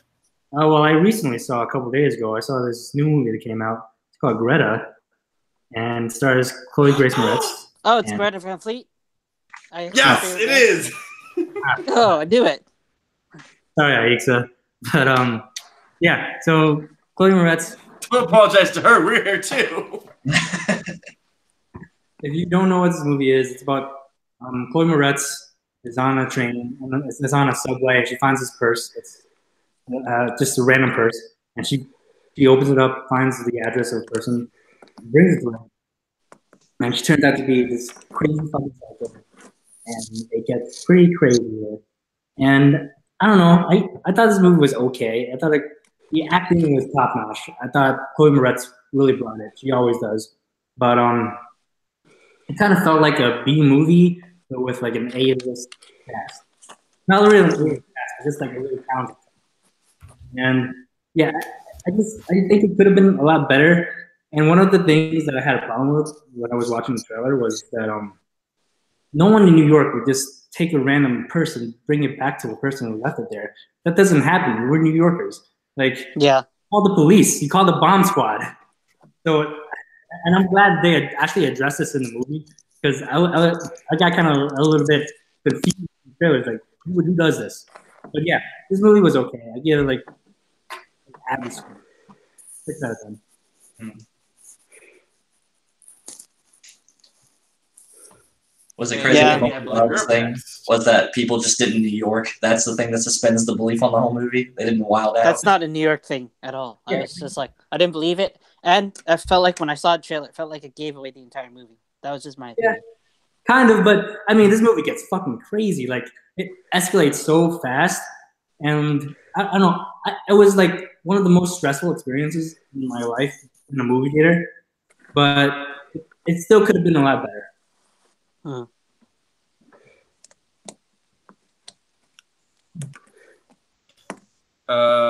Honestly, all like you talking about this just made me realize how a similar premise in the movie of Ma, which is coming out in like April or whatever. Yeah. So I was really excited for this. Sucks it's getting a reception it is. I'm probably still going to see it in a couple weeks. But let's just hope it's gonna be good. Because if not, I'm just gonna kill Nat. We can put that as a horror movie as well. I hope you like it. That's on the Call to Action Patreon that we're gonna launch. Yeah, we're have our own little style short film. Yeah, no, because we're gonna be so. Except for I'm actually gonna kill At him. the $1 lawsuits. So many lawsuits are gonna be called against us. And then Nat, you can join the Ghost League with Emma Fife and Dan Murrow. A highly anticipated Ghost League coming soon. If you don't understand that reference, go watch the other episode. Yes. And we got some really crazy shit in between episodes. Oh, God. Okay, Danny, what's your number 5? Bohemian Rhapsody, number 5. Ooh, number 5. Mm-hmm.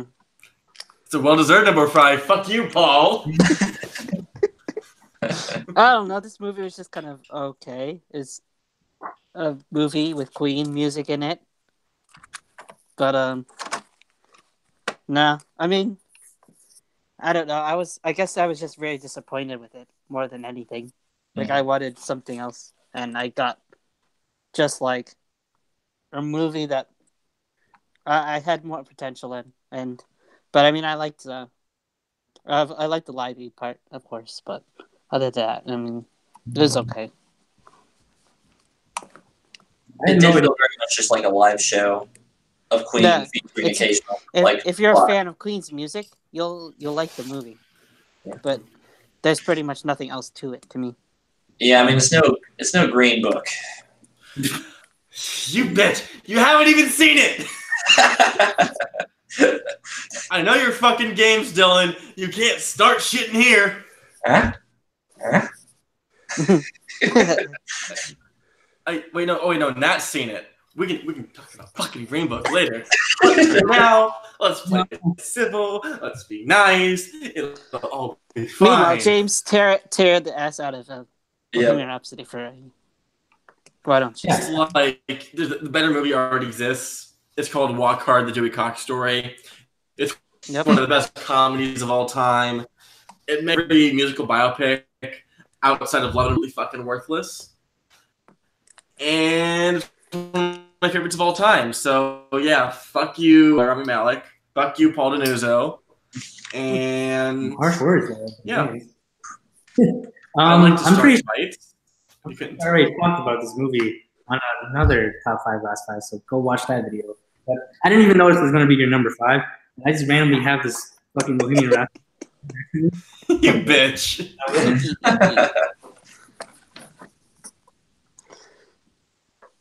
Oh, is it my turn now? Yeah. Sure is. All right. Hi. For my number 5, I have one of the worst movies I've ever seen. It's called The Beach, and it's fucking. With Leonardo DiCaprio? You don't know. It is directed by Danny Boyle and written by Alex Garland, so it must be good, right? No, it fucking sucks. Because the whole thing, unlikable characters who are little whiny little fucking teen, DiCaprio and growls at some people, and it's like, oh hey, I've been away from society for so long. Murder's fun. It's so inanely fucking stupid. And just to give you like the frame of where my mind is at, I had to read the book for class, watch the movie to write an essay on it, also for class. The movie is so fucking bad, I still haven't written the paper. It's so just... The entire thing is just fucking stupid. And that's fine. But you compare it with the novel, which I'm not even a fan of. But any good sentiment the novel has is ruined within the film. By turning a character... Granted, in the novel, she doesn't have as much, she doesn't need that much, but is turned into an object to just further the plot, and for DiCaprio to stick his dick in. At the same time, she looks like fucking Natalie Portman, the professional. Like, hey, you know what's good for our movie? Let's have a fucking, like, 14-year-old titties just sitting out there on the beach. Because that's a selling point, right? Wait. Like, the decision in this movie is wrong. You said Danny Boyle made this movie? Yes. I believe this was the last film made by the studio as well. Because it was... Was it that Weinstein film? Maybe, I don't know. Because I know Danny Boyle worked with them on Trainspotting. I was like, oh, hey, this is really good. Hey, Boyle, want to pick up this film that's like one of the cultural milestones of the last 5 years? Sure, let's do that. And then he did this. And I just breezed over it, but I need to mention it again. They casted a woman who looked 14 and then changed her role from the book so someone could have sex with her and get her naked on camera. I seriously fucking hate this movie. One thing nobody has a poster of the beach, does they? No, I don't have posters. All right, but good. The thing I've noticed is that I really enjoy James' rants, but only when I haven't seen the movie he's ranting about. So, yeah. That's all I have to control. I haven't seen the movie. It's okay. Mm-hmm. My next movie is also a rant, and I'll piss Danny off a lot. Before then, hey, Dylan, what's your number 4? My number 4 on my list was A Scanner Darkly. I like this one. Oh, man. What was it? A Scanner Darkly. It was, who's that? It was Keanu Reeves, Woody Harrelson. Who's the female actress I'm forgetting right now? Oh, hell. Hold on. I'll IMDb her here in a little bit. But, isn't A Scanner Darkly the one that's just a bunch of vignettes of singular stories? That's animation. So it's based on a Philip K. Dick, the novel he did, Blade Runner. Yep, Denis Villeneuve directs it, and it's just they shoot the movie, and then apparently the work that went into it, and they shot the movie, and then they hand drew or animated every single shot, and then added all the effects and stuff through it, which is it feels afterwards a very Denis Villeneuve movie, which I think in a way it excels in. It seeks out to sit here and at the end of the day with the spoiler of the ending morals, just kind of give you. Essentially, it's just make you feel like you're on this acid trip. It makes you literally feel like you've actually done drugs and gone through this whole experience. Which, switching it to animated was the best decision they could have made because it just puts you in that mindset. So many bizarre, weird visuals that they do that are just so sweet, but also so just uncomfortable. It perfectly puts you in that mindset, and I think it really does that well. The only problem I have against it is that it almost does it too well, where it's too uncomfortable. And in that way, it's just the director does such a great job. Denis Villeneuve kills it in that exact moment. But it's one of those movies I'm like, I enjoyed. It was a fun trip. It's actually But- Richard Linklater. Thank you very much. Is it Richard Linklater? I thought it was Denis. Ah, well, there we go. All right, I would have lost that point. Linklater did this and Waking Life, which are both rotoscoped. Oh, yeah, that is. All right, really good at that. I don't know why I thought Villeneuve. Maybe he. Oh, I know what I'm thinking about. I'm thinking about a different movie that's also on this list. That's okay. I'm getting it all mixed up. But first timer. It's okay. yeah, I remember the movie. The director was the one that was wrong. But Mhm. yeah, so Scanner Darkly ended up at a 7.5 for me, just because it was a solid movie, super good. But I don't want to go back to watch it, and that's not against it. It's probably a strength in its favor. Yeah, Well, I said that I've only seen this movie one time. I couldn't watch it a second time Yeah, I agree. because I've never even seen it it. fucked with my head. Yeah, no, it's a trippy movie. It was doing what Black Mirror does now. Yes, before its time. I think that's why it didn't do so well in the theaters. Oh yeah, But like, when it got into home videos, like it became a movie that people checked out. I remember getting it on Blockbuster, like getting it on DVD or something. I still remember like the trailers and stuff for it that far back, and I just remembered, I want to check this out. And then I'm like, I'm glad I didn't, because I'd be a different man if I saw that at the age that it came out. all right, and then Nat, I believe you're up next. The next one, recently nominated for an Oscar, is Cold War.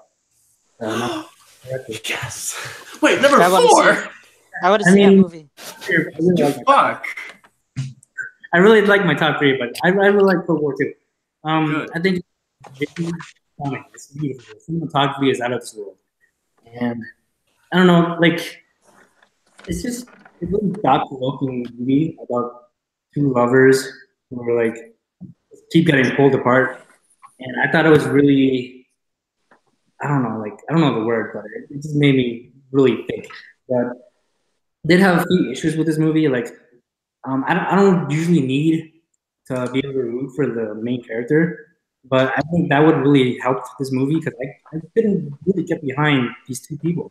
Like, it didn't work for me fully. But it's a beautiful movie, and I totally recommend everyone see it. Or you can watch it on Amazon. It goes on streaming March 22nd. Yeah. I think, unless I'm mistaken, Danny and Dylan, you haven't seen it, right? No, but I wanted to see it in the theater, but I never got a chance to. Yeah. Haven't seen it yet. I have to agree with Nat here. I think it had, like, just speaking from 2018, one of the best directing jobs, one of the best looking films in terms of cinematography. The use of black and white really helped elevate the actual look of the film. I forgot her name, but the woman in it was fucking amazing. Easily best actress worthy. Yeah. It's similar to a lot of movies, and I think the specificity and the details of it are what really elevates it. But I think without Pavel Skolsky, I think his last name is, whatever. Without him, I think the movie's 1,000 times worse. Mm-hmm. Yeah. And then, Danny, how about you go? Number 4 I have, it's called Izzy Gets the Fuck Across Town. It's this fuck? weird, What? it's this really weird movie that premiered at Sundance and last year. It stars Mackenzie Davis. If we were speaking about Black Mirror, she's the one that plays Yorkie in San Junipero. Yeah, she plays this Izzy, and basically the whole premise is her trying to get across town to go to break up the engagement party of her ex-boyfriend, who's getting married to her ex-best friend. So it's basically this punk rock movie about her just being this riot girl. She's not very likable. She used to have be in a band with her sister, and she kind of burns bridges wherever she goes. So she keeps going to meet all these random people, but she kind of keeps messing things up because she's not very likable. And then she finally gets to the engagement party, and I mean, I like this movie for the music, and it was kind of cool, but the third act, I mean, didn't really work. It wasn't really much of a payoff. And the director, apparently, his last feature was that he was a director of NBA 2K18, which I thought was pretty random. So, What the fuck? you can watch it on Amazon. This week's podcast is now sponsored by Amazon. Yeah, I watched a lot Did of you it. wait? What was the movie you said? He gets the F out of town. Izzy gets the gets the fuck F. across town. Yep. Directing job. Did you say NBA 2K18? He directed NBA 2K18. Christian. What? Yeah. What kind the of guy. fucking connection is that? I told you that's what random this movie is about. And there's moments where it's kind of interesting. Like, she actually has a pretty good singing voice with her and her sister, who's played by Carrie Coon. And they did like a little song that they did together, like back in the day. That got them to play it at South by Southwest. And then they had like this attempt to be like existential, but it was just really random and weird. But I liked it, and I liked it more than Bohemian Rhapsody. So Sounds like a dick nat. I don't even love Bohemian Rhapsody that much. Mm-hmm. All right, so here, back in our train of shit, and a sort of connection to Dylan's earlier through Winona Ryder. It is 1996's, I believe it's 96, Reality Bites. Mm-hmm. yay, Yeah. No, it fucking sucks. Lisa Don't Loeb. even try it. Lisa Nah. Loves You Stay. My favorite 94. Oh wow. 94. song. I actually had to write a review of this, and I'm just gonna read you what I had in there. And then read my comment underneath, No, please. a random lottery of meaningless tragedy in the eternal conflict of establishing individuality in a society that attempts to enforce corporate conformity. 4 teenagers whine and complain their way to be noticed, only to throw away every opportunity for success. This movie is so fucking stupid. It has this like eternal like teenage yearning to be noticed, but these people are just out of fucking college, and like okay, Winona Ryder, extremely fucking obnoxious in this movie. She gets a chance for a TV show to be made, turns it down because it's not her vision. She gets a chance to be a fucking assistant manager at Sears or whatever, turns it down because it's not art. And then she goes and fucking hooks up with little greasy boy Ethan Hawke, who treats her like shit. And the only reason they're together is because they're just comforting each other. They're just friends who fuck. And they're like, oh, you know what? I'm going to throw in my future for you. And it's just teenage, pretentious hypocrisy. And it's annoying. And you know what, Danny? I'm sorry, but Jesus Christ, this movie fucking sucks. It's the movie of Generation X. It defines the Generation X movie. I fucking hate Generation X. I know. I almost view it as movie. I almost view it as a satire. Like, if I think about it now, Yeah. and scheme of things, it's like what baby boomers and stuff like that talk. Like, this is like how they see millennials. This is how everybody who's not a millennial and older is like. Yeah. Reality Bites is their reference movie for what millennials is like.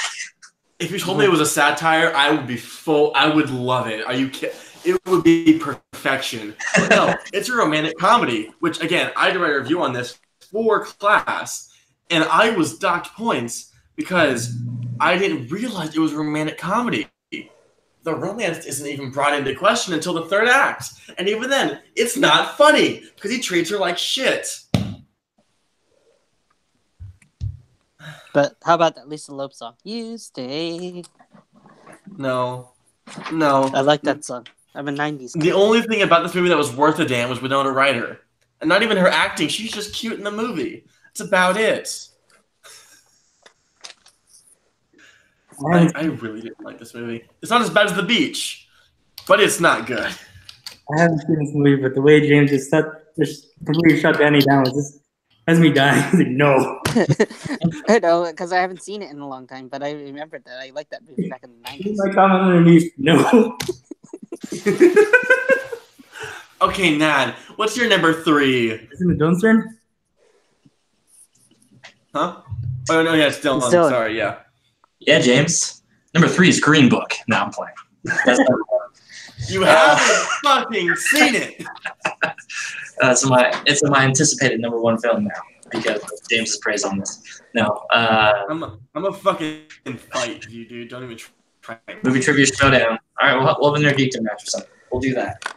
No. Oh. I won't do that. All right. So my number 3 is a indie flick, somewhat indie flick, more of a festival darling. Me, Earl, and the Dying Girl. Yes. And whew, this movie is a field hunter. This one it came out in no, that's My Name Is Earl. When did this movie come out? I think 2010 or something like that. Yeah, 2015. Speaking of books. Yep. There you go. Based on the popular book, Me, Earl, and the Dying Girl. A short synopsis, a very, very short synopsis. Is that they say it's a teen drama where it centers around a boy and a girl because of course, and the girl finds out that she has a terminal illness, and the parents of the boy says, "Go hang out with this girl." And it's like this pity project thing, but it's very rooted in its dark, almost like dark humor. It just revolves around that throughout the entire time. It's just them hanging out and kind of having this pseudo love story, so to speak, but it goes all the way through the end. I'm not going to do any spoilers or anything like that, but everything about it is very dark humored, but dark humored in a really realistic way that I really enjoyed. It was like, this is the humor I would have if I was a dark humored teenager. And I thought that it was spot on that. And I have a special place in my heart for all teen dramas. I was a Degrassi fan growing up for almost my entire life. I could still watch most of Jersey Shore, which is just teen drama in adult form. All of these things, it felt right. It was very realistic in how it approached it. It didn't feel like it was ever embellished for it to be a movie, and I thought it was just super enjoyable. Performances were fantastic as well. We had John Barenthal as not the Punisher in this film. Oh. And I think that's just I gave it some credence. At first, I was just on the fence with it, but just seeing his character and then Nick Offerman's in there as well, seeing them in just that different medium. Barenthal was fucking perfection in that movie. Oh yeah, so good, so good. It's just the knowledge pushing history teacher.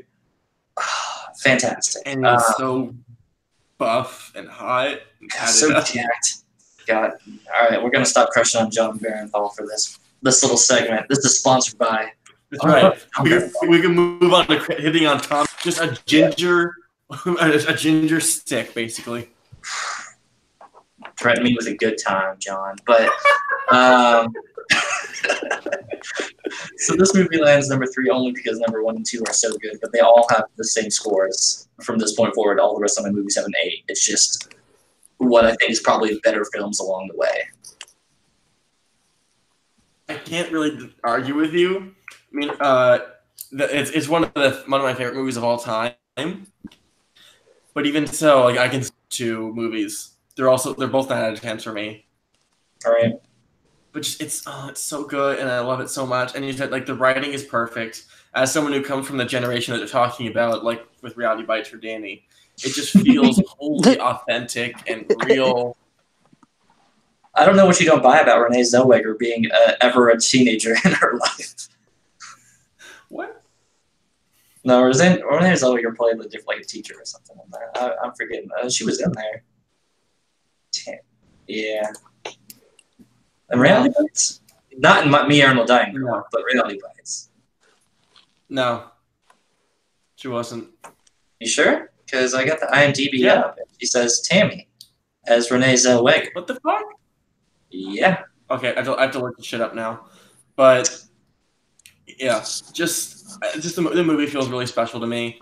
And I don't know how to really talk about it other than it just feels incredibly personal.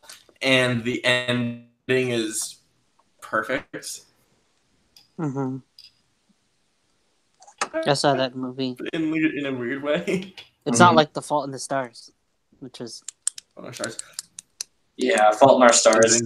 This is This is what Fault in the Stars was trying to do. That's what I said. This is the better version of the Fucking Fault in the start with me, Stars. boy. Don't you But start with me. I like that book though. I enjoyed the book. The movie is one of the best romantic dramas of the decade. What, The Fault in Our Stars? Yes. No. I say that 100% seriously. It's fucking amazing. It's okay. It's alright. I can think of others. Yeah. It's amazing. What does Nat think of? The dying girl. Nat thinks he should watch it now after we three highly recommend it. This is the show. Nat hasn't seen it. Yep. If it didn't come out after the second half of 2017,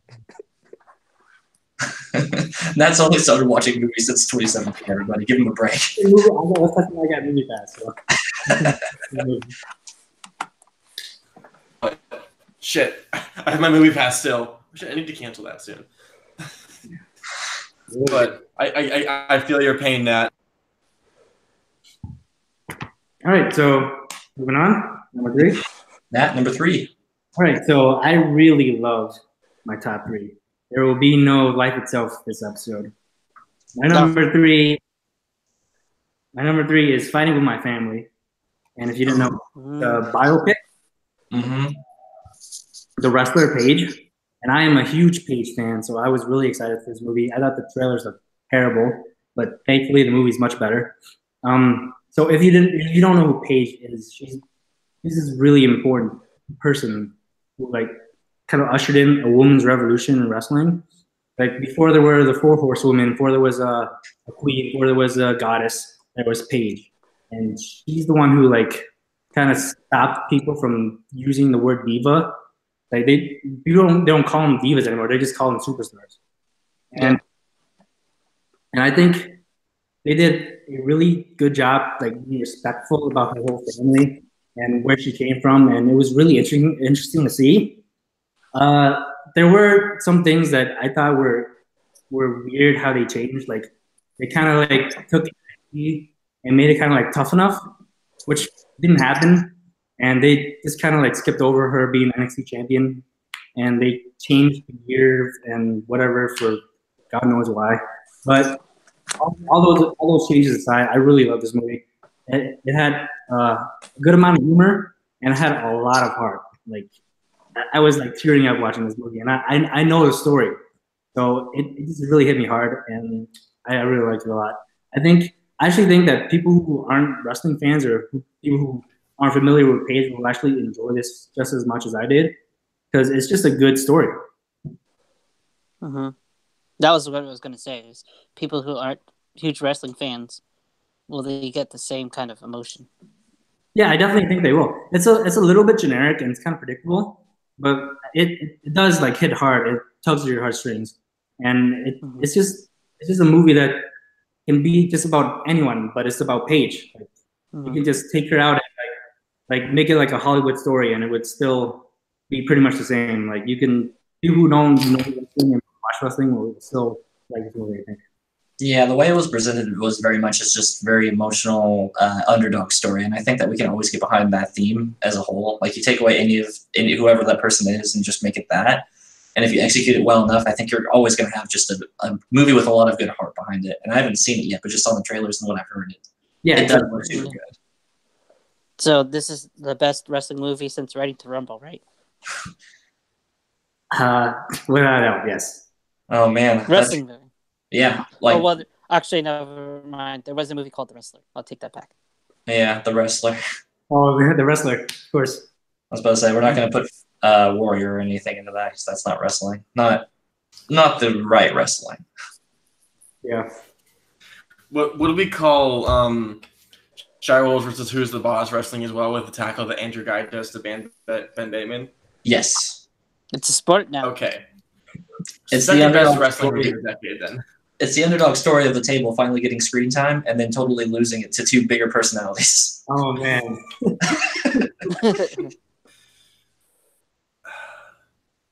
Yeah, I haven't seen the movie. I have no idea what to add other than I really want to see it, and I love Stephen Merchant. Yeah, really good director in this movie.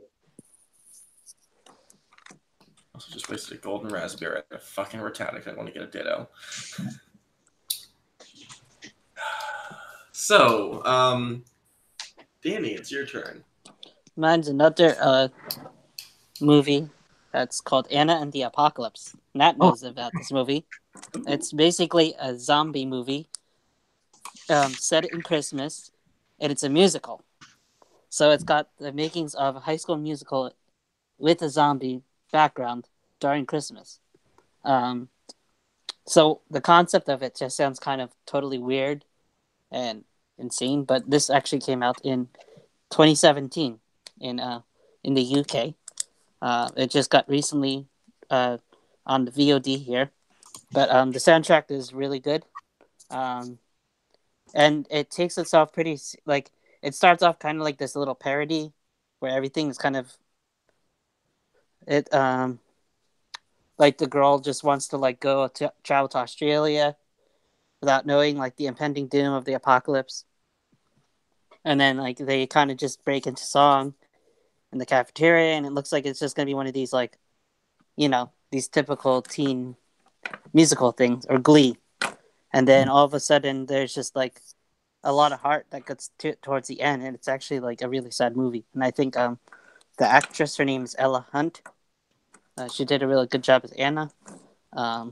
There's another guy who's the actor who's like plays as like her best friend John. I don't know who the actor was, but Malcolm Cumming. Thank you. Yeah. Nice. But yeah, but I like the one song. and when that's it, so that's the one song.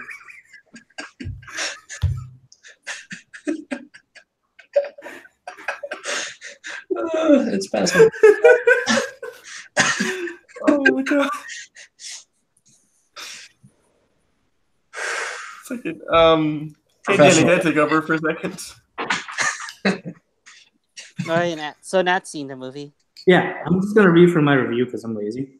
I went in this completely blind, and I'm so surprised at how much I like this. This was delightful. When you mix so many genres together, you risk alienating fans who dislike the others. But I'm not sure what type of person I would recommend this to. But it's definitely something I enjoyed.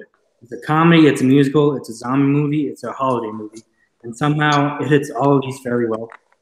It has much more heart than I was anticipating. It's for sure worth checking out. So I really enjoyed this movie. I thought it was a fun time. It wasn't like didn't do anything like too revolutionary besides like taking all these genres and putting them together. But it was a really good time. I'm gonna call it one of the top great like game changing movies, but it was definitely a fun movie to like have. And like I said, at the end it was like surprisingly kind of sad, and there's like heart moments of like heart. Yeah, there was so much heart in this movie. Yeah, I don't want to give it away, but it was just really nice. Mm-hmm. And I think it was kind of, I don't know if it was his intention to make like a movie that would supposedly like set in Christmas and have it musical, and then have the zombie apocalypse as like something like ironic or something.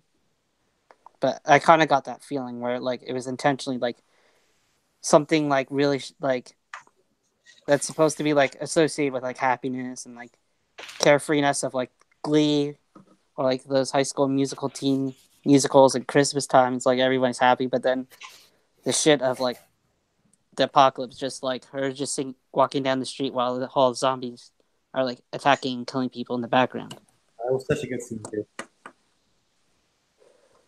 And she's like, I'm living our best life now. It's like she's running, dancing around in the graveyards and stuff. So it's really, like ironically humor.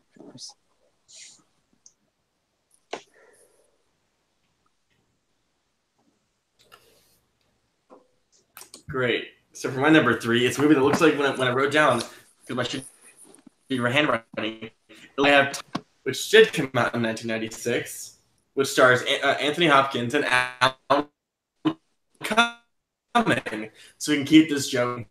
Thank you, Dylan. It is an adaptation of what is now my favorite Shakespeare play, Titus Andronicus. And director Julie Taymor tries to make it more interesting by contrasting Shakespearean stuff with modern technology, and it works about as well as you think it does.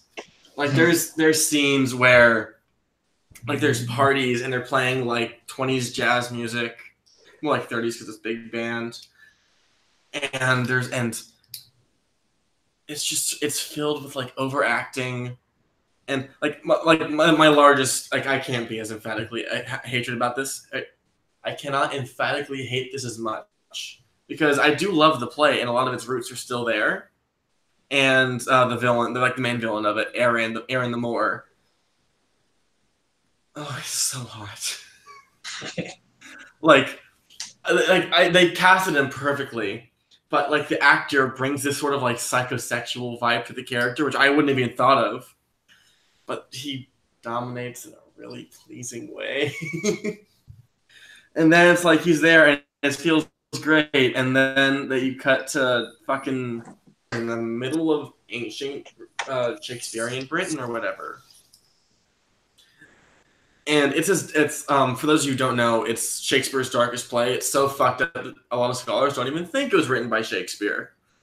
One scene in particular, which is handled beautifully, like one of the most striking images in film I've ever seen, is then immediately contrasted with that modern, like playing video games in an arcade style horseshit. And it's out of anything, it's sort of not boring, but uninteresting. Because they have so much fantastic source material to pull from, and in the end it just sounds hollow.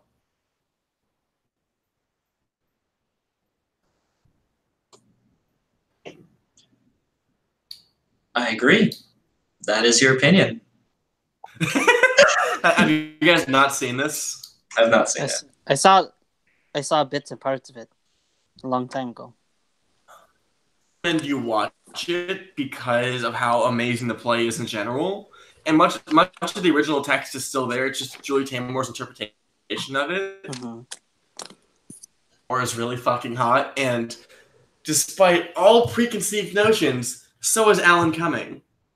Like he has this like 50s greaser style look to him, and he's a little bitch, but he's really cute looking. So this is James's wet dream, basically. Mm-hmm. Bishop of Candor sort of ruined. Hmm. Got it. You like. I recommend you watch it just to see the amazing piece of writing the original play is. But if you could read, just fucking read the play. It's amazing. No, I've read the play. I read the play. But the play is so good. Hey Nat, I forget. Was it Nat or Dylan. was it Dylan? It was Dylan. Dylan. Yep. Hi Dylan. Hey. What's your number 2? Number 2. Speaking of overly attractive men and really uncomfortable situations, is the movie Prisoners, actually directed by Denny Villeneuve. Oh. Yep. That's a good one. It is a great one. I finally got around to watching it. I had heard it. I'd seen it across the board, and it was one of those Jake Gyllenhaal movies. That and Nightcrawler have both been on my list for long enough, which is not my number 1. It's still on my list at this time. But I finally got around to getting to watch it, and it is something. For the plot, for those who haven't watched it or just tune in and trying to listen to it, so it starts out with Hugh Jackman as a family man. It's the good ending of Logan, where he has a family. He's living, and he goes on Thanksgiving. They go over to a friend's house, and he has this little girl, and the little girls go to play, and they end up getting kidnapped. So Jake Gyllenhaal's the officer, main detective that's on the case, and it kind of goes through a couple different storylines. You kind of just see Hugh Jackman unwinding and becoming this maniac. So I guess it really isn't the best version of Logan, but you see him just devolve into this crazed but understandably validated person who's just losing his mind, trying to do anything he can to find his daughter, while Jake Gyllenhaal is trying to solve this case. And it just plays it off so well, where it's just this deep, dark, very rooted and just grounded in that you can believe that this has happened. And there's so many times where you sit there, and small spoiler is that at one point they're sitting there, and Hugh Jackman's character makes like this torture box for the person who he suspects is kidnapped his daughter, and it's this lower functioning I guess, young man. I don't know. He's like teenager, young adult, or something like that. But he's just torturing this kid over and over and over again, and you're just so mixed because part of you is like, you get it. If that was your daughter and you're Hugh Jackman, sure, I'm doing anything to figure it out. But if you're right, but then you sit there and you take a step back and you think, but what if I'm wrong, and I'm the bad guy in this? And it just does such a great job of putting you in that dynamic of there's no really good guy, bad guy, right or wrong, except for maybe like the kidnapper. Everything is kind of so locked into the gray that it just leaves this nice whale fat atmosphere on you. You just feel like you're just soaked into it. And I love the tone of it, but a lot of my same, the thing that holds it back from being a #1 spot, despite excellent performances and a great story, is that it's one of those movies that I probably don't want to go back to watching again just because of how I felt afterwards. It's the same thing I had with Scanner Darkly. It was great. Good movie. Excellent performances. But it made me feel real bad. Like, really bummed me out for a little while that day. And I was just like, for my mental health, I'm going to sit here and take a break and probably not watch Prisoners again for a second. But it is a fantastic movie.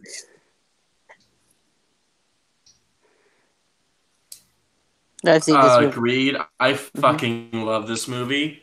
This was the first sign that Denis Villeneuve was going to be one of the best filmmakers of the decade. He's working his way up there with Nolan and Fincher. Yeah. He's into this guy. Unfortunately, he won't have time to like stake his claim because Dune is coming out in 2020. Right. I fucking love him. I need to go back and watch some of his foreign films, but Jesus Christ, is he like making a name for himself with dark and fun? I just adore. On top of that, like even him aside, Paul Dano is like this is one of the first movies I really sat there and looked like, damn, Paul Dano is like really fucking good, and he still has had not a single Oscar nomination. Not a single, and just playing that victim while still even just giving you enough character to sit here and make you doubt it, just enough for you to believe Hugh Jackman's very irrational thought process that it has to be this person that's responsible for this. That's a hard line. Playing the ones that you're like a character that you hate, but also you're sitting there and you have to question if do you really hate them this much though, because you start to genuinely feel bad for them. Like that's all his performance. At the same time, Dano's playing like this mentally handicapped character which you don't think would like you think it'd be bad, and you think he would need to be like punished for taking on something like that, but he manages to bring this like sort of like I can't think of the word, but just like sort of this like humble humility to it. Like he has no idea what's going on, and like sort of bringing grace to a character which most other actors wouldn't want to get near.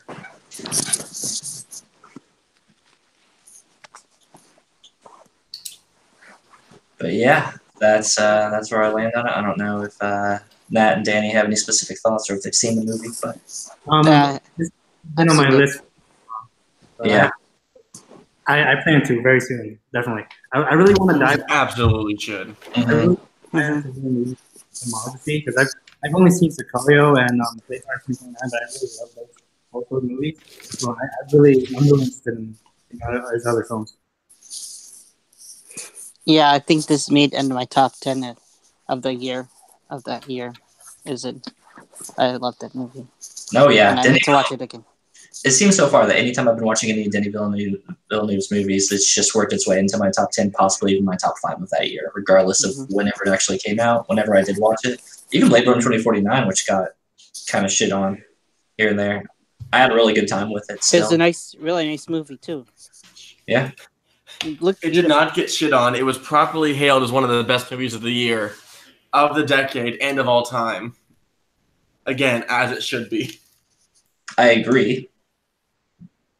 Maybe it was just my personal community pulse to it. It didn't feel like it was high. I was the only one that was high on that movie. But maybe I think that is a you thing. And in the circles I run in, it is very much loved and respected. Yeah, mine too.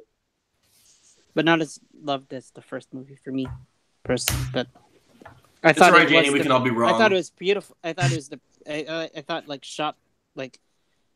shot wise and the way it was like made, it was a beautiful movie. Mm-hmm. It's really hard to compare it to. Like, didn't have like a moment like it did in the first one, where at the ending of the first one, but everything else it just nails.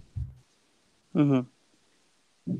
But anyway, that's my number 2 for this time, and that's why I'm around smarter people who appreciate better movies. Speaking of smarter people, Toss that IQ right out the window. It's definitely not me, because James made fun of my Anne and the Apocalypse movie. Nat, what about your number 2? A man Okay, of so good. it's so weird that you picked Prisoners as your number 2, because my number 2 has two of the people involved in Prisoners, Uh-oh. Jake Gyllenhaal and Paul Dano, who directed this movie, and it's Wildlife. I like this movie. it's not fair. I like still haven't this fucking seen this. It's It's such a good Like, movie. I didn't really know anything about it coming in, but basically it's about, just on surface level, it's about a 14-year-old boy, and his father loses his job. So this takes place in the 1960s, I believe, in Montana, and there's like forest fires like every day, and so his father is out of a job, so he decides to take up work putting out the fires, fighting fires, which leaves him and his mother alone, and just he goes down from there. So anyway, Mm-hmm. this stars Jake Gyllenhaal and Carey Mulligan. They're both fantastic, and the 14-year-old boy, I forgot his name. I think it's Joe. Ed Oxenbould, the actor's name. I don't remember his actor name, but I know his name is Joe. Yeah, it was Joe. And it just it's the movie that really makes you think. Like, it's very cerebral, and it's kind of a slow build, but there's so much tension in this where, given the subject matter, I don't it's really hard to create that kind of tension with what they had, but somehow they did it. Mm-hmm. It's really worth seeing. I recommend it so much. Yeah, it kind of takes a shot of that whole 1950s kind of like innocent time of the family drama, the Leave It to Beavers. You know, the mom stays at home and stuff Yeah. like that. The father wants the son to play football and baseball. And like it's kind of like Joe and his father lost his job, and then like he sort of becomes like absent in the picture for most of the movie, but you still feel his presence most of the movie, Jake Gyllenhaal, even though he's not really in the movie most of the movie. But really, it's all about the mom and kind of like her story. It becomes it's through the eyes of Joe, seeing it kind of unravel. And I think the title is kind of like a double meaning to the whole theme of the movie as well. But I don't want to spoil anything. I just would rather have everyone to see it go in blind, because then you can really experience the way This is it's small. meant to be. Small one. They mentioned the title in the movie, which I love. I don't know why, it's so stupid, but I love it when they say the title of the movie. Mm-hmm.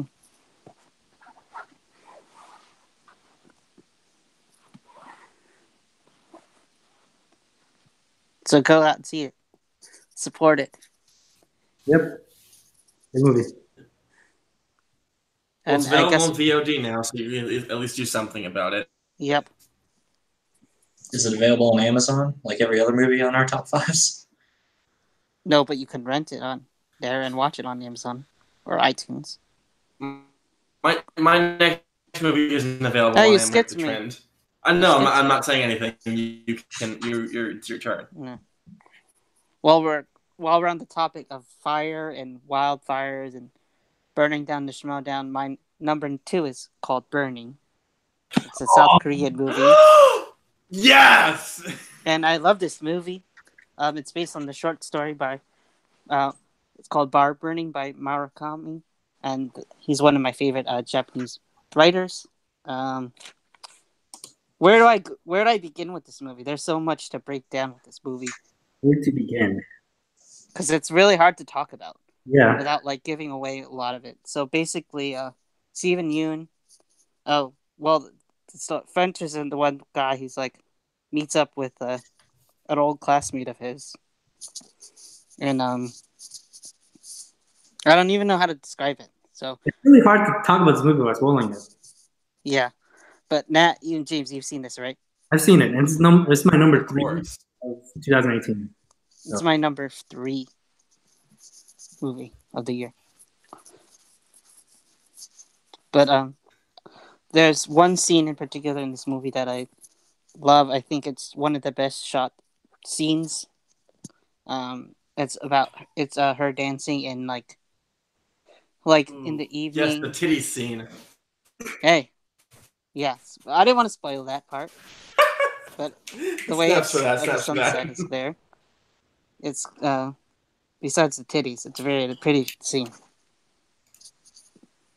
But also titties are nice. Mm-hmm. But basically, he says that he's an arsonist, Stephen Young, and there's kind of like this whole mystery behind it, and it's kind of like reality, and it's very similar to his writings, but this was more of Murakami's thriller rather than him. Is more of psychology and philosophy. His books are really weird, but I recommend reading some of his books. I just want to say on tangent that Austin Wu is way better than Anthony Davis. But anyway, back to the movie. I thought it was unbelievable how Stephen Yeun, he went from Glenn to this completely different character, and it's just amazing. Like this film is just it wrecks your psychology. Like I don't know how to get into it without spoiling it, but it's so good. It's my number 3. I'll just take attention away from you. Don't worry. Yeah, I'm done anyway. We're doing dumb shit on the side. Don't worry, guys. Burning is really good and slow. I described it to a friend as the kind of movie I'll respect more when America remakes it really bad. Would you call it a slow burn? Mm-hmm. Oh my gosh. I have the power to kick you out of this chat room. You want to fucking try me? I got one more movie. Try me. Let's roll. I got one more, and it's better than. All right, I got 2 more. Both of them are better than yours because they're another higher rated. My number 2 is the only movie I have on my list that I actually saw in the theater because I couldn't just wait 6 months. It is How to Train Your Dragon: The Hidden World. You okay, Nat? Yeah. Nobody's seen it. Did I steal your thunder there? What? Did I steal your thunder? No. One recent movie you picked I haven't seen yet. Okay. I can't speak emphatically for this because the movie did lack a certain panache, whatever, that the first movie to. However, that doesn't detract from the fact that it's still really, really, really, really, really good. And I will eternally love Hiccup and Toothless's relationship. I think it's a great way to end off the series, especially with speaking about it as light as possible. There's sort of 2 endings here, and the way they use both of them, I think, really helps elevate not only the narrative, but also the rest of the series in retrospect. Again, I think the only thing really holding this movie back is that it lacked a certain connection that the first 2 movies did. The way they opened it was a little strange, and I heard other people talk about it, how the plot was continuous and it wasn't just set up after like 15 minutes or whatever, so it started right away. So that might have been it. Something about the movie felt off, but even without that, it was still really good. Comedy was there. The drama was good, even though all 3 movies, which is really weird. And I really loved Hiccup and Astrid's relationship, how it developed in this movie. Oh, really? I thought she wasn't really in this movie that much. That was like what I heard in non-spoilers. No, she was in it plenty. Like, they said that like the secondary characters got more attention. Disagree. She's one of the most important parts of the narrative. Tonally, does it line up with the first 2, or did it feel like a darker for the sake of darker? it felt a lot lighter. Like, I had a friend compare it to Red Eye, and I was saying that's a lot more. That's a lot second one because of spoiler alert, his father dying and mind control of an entire race of people just because one guy can scream really loud. And then let's beat the world-ending dragon with babies. Man. Yeah, the movie is very just. It lacks. It doesn't have anything to say, and it lacks a sort of heavy drama. And the villain is fucking non-existent. The villain does not matter. Yeah, because on the trailer, it seemed as though they were trying to give it the Cars 3 treatment. Like at a glance, like Cars 3 just seemed like this extreme drama, and I almost got that same vibe off of the trailer for How to Train Your Dragon 3. It was just this is the Logan of the series. I will say I actually really like Cars 3, so that's not really an insult. Mm. But I think no matter what, you should go see it because I think it's the most digestible of all the movies, and it doesn't require any sort of watching of the other two to totally understand it. I think it's just a good time, and it's a pretty easy number 2 because my other 3 movies were shit. So yeah, go see How to Train Your Dragon: The Hidden World. So would you say this is the second best DreamWorks trilogy besides Shrek? No, it's the best because you have Shrek 3, which is an abomination. Mm. And I would consider the first 2 movies in this trilogy some of the best animated films of all time. Mm-hmm. But we'll get an update of that with my number 1. Before we do that, Dylan, how would you give us your 5 through 2 and then tell us your number 1? 5 through 2 on review. So number 5 was Kung Fu Panda 2 with a score of 7, and it will stay at 7. Followed by the other animated flick on mine, A Scanner Darkly at 7.5. Number 3 was Me, Earl, and the Dying Girl. Special Place in My Heart with just a great teen drama. And then A Special Place to Ruin All the Love That I Had and send me into a dark despair was Prisoners at number 2. And my number 1 flick from this past month, The Social Network. Oh, wow. Nice. So, man, there are very few movies I could sit here and say I could just listen to on audio, like as an audio movie, like take away all the visual, and I'm still just as almost as entertained. The dialogue on it is so good. The banter, the witty talk, it's just one of those movies that you're magnetically just so entranced by just them talking. And the character performances are also great there as well. Andrew Garfield and Jesse Eisenberg.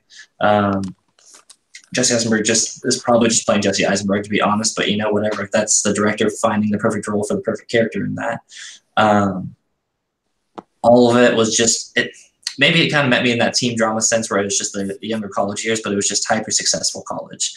But between the growing plot on seeing how the trials kind of go out and how the whole story goes, it makes something that is probably pretty dark and bleak, but then actually kind of gives you that uplifting, but I'm enjoyed and in a positive tone after watching it, that I think it just left me on such a good note. And that with all if nothing else alone, it just has probably the best entertainment value out of all 5 of them.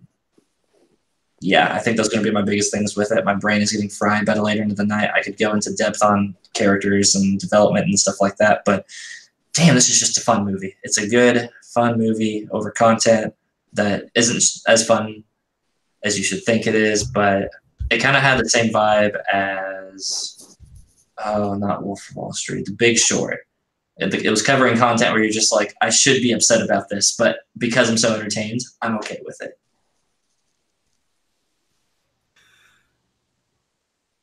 Yeah, I agree. I think this is David. I think this is David Fincher's masterpiece in saying only that its level of quality exceeds all of his other films, including Fight Club and Zodiac, which I think are my favorites of his. But Social Network is the best made film. yeah, Yep. You okay, Nat? yeah. I really love this movie. I thought it had really good directing, really good editing, really good acting. It just hits all of those notes for me.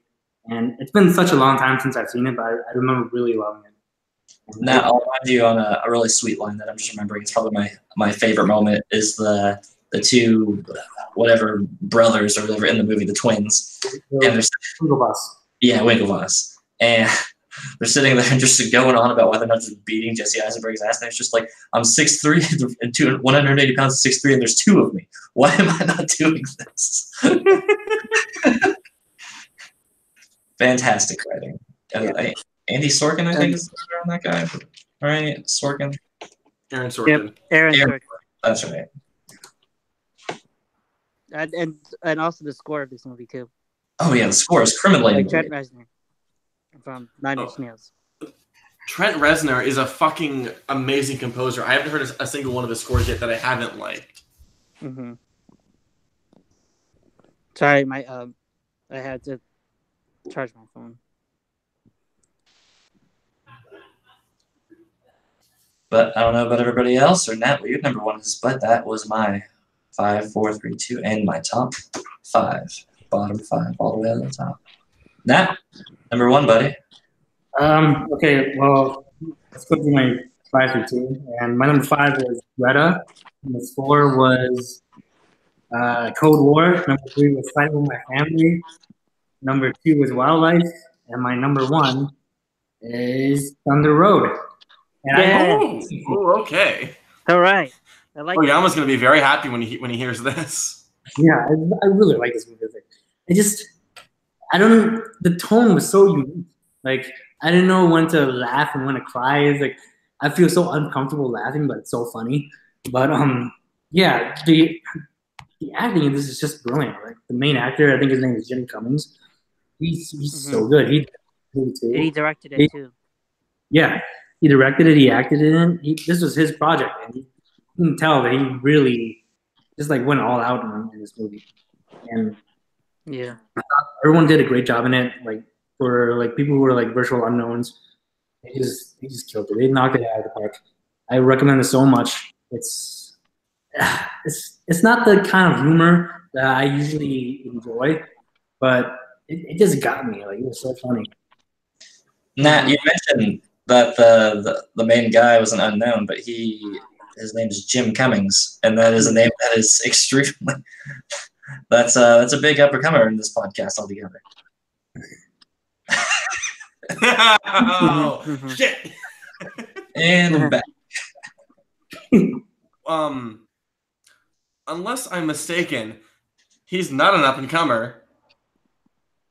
Oh wait, no. It's just really fucking coincidental. That's the same. That's a different Jim Cummings than Winnie the Pooh. No, it's not the same actor. I think because I remember on Collider Live, Jim Cummings came on. It's like, oh, he did Thunder Road.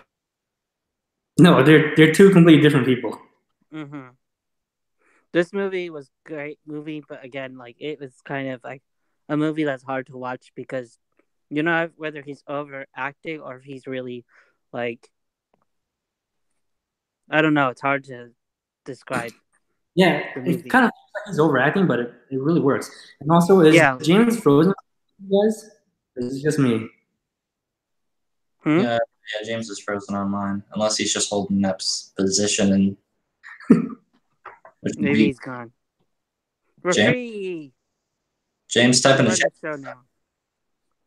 So yeah, Thunder Road. I have that in my top 15. I think that's maybe in. I had it in my top 10 for quite some time, and the same thing like what you said, Matt. Like from the opening scene to it, and how kind of like this guy's life kind of just was like falling apart, and you kind of just felt really bad for him and stuff. But it was like endearing at the same time. Like you didn't know whether to laugh or just feel like you're like. I was like, I don't know if I should feel like laughing because it's just like hard to like feel good for this. Feel like it's not a feel good movie, that's for sure. No, it's not. And like I was laughing, but I felt really bad about it. Like I felt like I shouldn't be laughing. Like this guy's life is gonna shit, and it's based on a short film. Like they took the first 15, 20, 12 minutes of this movie, and they just like redid that scene, and they made it so much better somehow. And it was just really good. I think it's in my It's my number 16 of 2018. So just outside. The top. Yeah, it's in my top 22. All right. So I guess I'll get a recap with mine. Mhm. So starting at number 5, I had Bohemian Rhapsody. Number 4, Izzy Gets the F Across Town. Number 3, I had Anna and the Apocalypse. Number 2, I had Burning. And number 1 was my second favorite movie of the year. It goes to, and also my fist pump moment if you see the action page. So spoiler on that. It's Yes. Spider-Man Into the Spider-Verse. Yes. I finally saw it now, I'm- and let me tell you, that's my favorite superhero movie of 2018. Oh, it's my favorite movie. Period. I love Oh this shit! movie. Okay, so just me that dropped. All right, great. Mhm. All right, so you just missed my number 1 movie, Okay, what was it? Spider-Man Into the Spider-Verse. Wait, you hadn't seen that already? No. Oh, Jesus Christ. Okay. You know how long it takes Danny to see fucking amazing movies, like searching. I know, because I searched for like the little like smaller movies, like Yeah. like Izzy Gets the F Across Town. And Wow. Madeline's Madeline, which is also really fucking weird. I love that movie. I like artsy, weird shit, so get to know me. Anyway, I love the fact this movie was a movie that I didn't think I needed. And I was kind of like worried when I first saw it because this is the same studio that gave us the Emoji Movie. Mhm. One of the best movies of all time. Yeah, it's shit. It literally has a smiling piece of shit on that movie. But anyway, voiced by Patrick Stewart, nonetheless. But I love the story of Miles, and I thought they did an amazing job making it kind of like almost like a living comic book.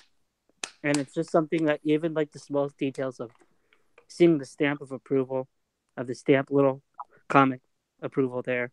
Stan Lee's cameo is probably the most heartwarming cameo I've ever saw. I bawled tears. I laughed. I cried. And this is something I mentioned like in my fist pump moment. Like this is my second favorite scene, besides the ending of Blind Spotting. Which, if you haven't seen that movie, please go see that movie. Yeah. But when Miles kind of becomes his own superhero and embraces like his own powers, you see him in the beginning. Like, his dad's like saying like, you know, his shoes are tie up his shoes. But in the last scene, you know, his shoes are laced. He's got jumping off the wall, not sticking anymore. I could go on with this movie. There's so much of things I love. I love the soundtrack. He's like, "What's up, Danger?" Mm-hmm. And all the side characters. I want more Sparta Noir. Oh my god! You know. Can't wait for the sequel. Give me Anime Spider-Man. Oh gosh, I'm forgetting. Penny. Yes, Park. Penny. Just give me a whole Penny movie. Give me all Gwen Stacy movies in development. I think is from whenever. Yeah. Well, from the last I've heard, the actual sequel they're gonna do is, Miles and Gwen. Yeah. Mm-hmm. Well, if you saw the ending of that movie, you would see that that's where they're gonna take that direction. Yeah, they're gonna go 2099 as well with the post-credits spoiler. Mm-hmm. What's the kid's name? Shit. Well, I think I have. Was it Hector something? Miguel, no, his right? name's Miguel. Yeah. Mm-hmm. Hector Navarro. Hector Navarro. I will eat your ass, Navarro. We need to bring that catchphrase back. Mm-hmm. Can we get that on a T-shirt, guys? That's hard off. If you support our Patreon, we will get you shirts that say "I will eat your ass." At the $10 tier, you can actually get one of each of our faces, or bubble. Mm-hmm. And you know what, Danny? Maybe for next month, your number 1 can be the actual best movie of 2018, which is If Beale Street Could Talk. Get the fuck out of here. Maybe. Have you even seen it, Nat? I've seen it. I still haven't seen that, but I don't think it'll beat Shoplifters. Actually, it's in my top 10. Close enough. Fucker. It should be in your top 5. It should be in your top 1. Because it's my number 10. Amazing. Barely making it in. But anyway, bitch. Everyone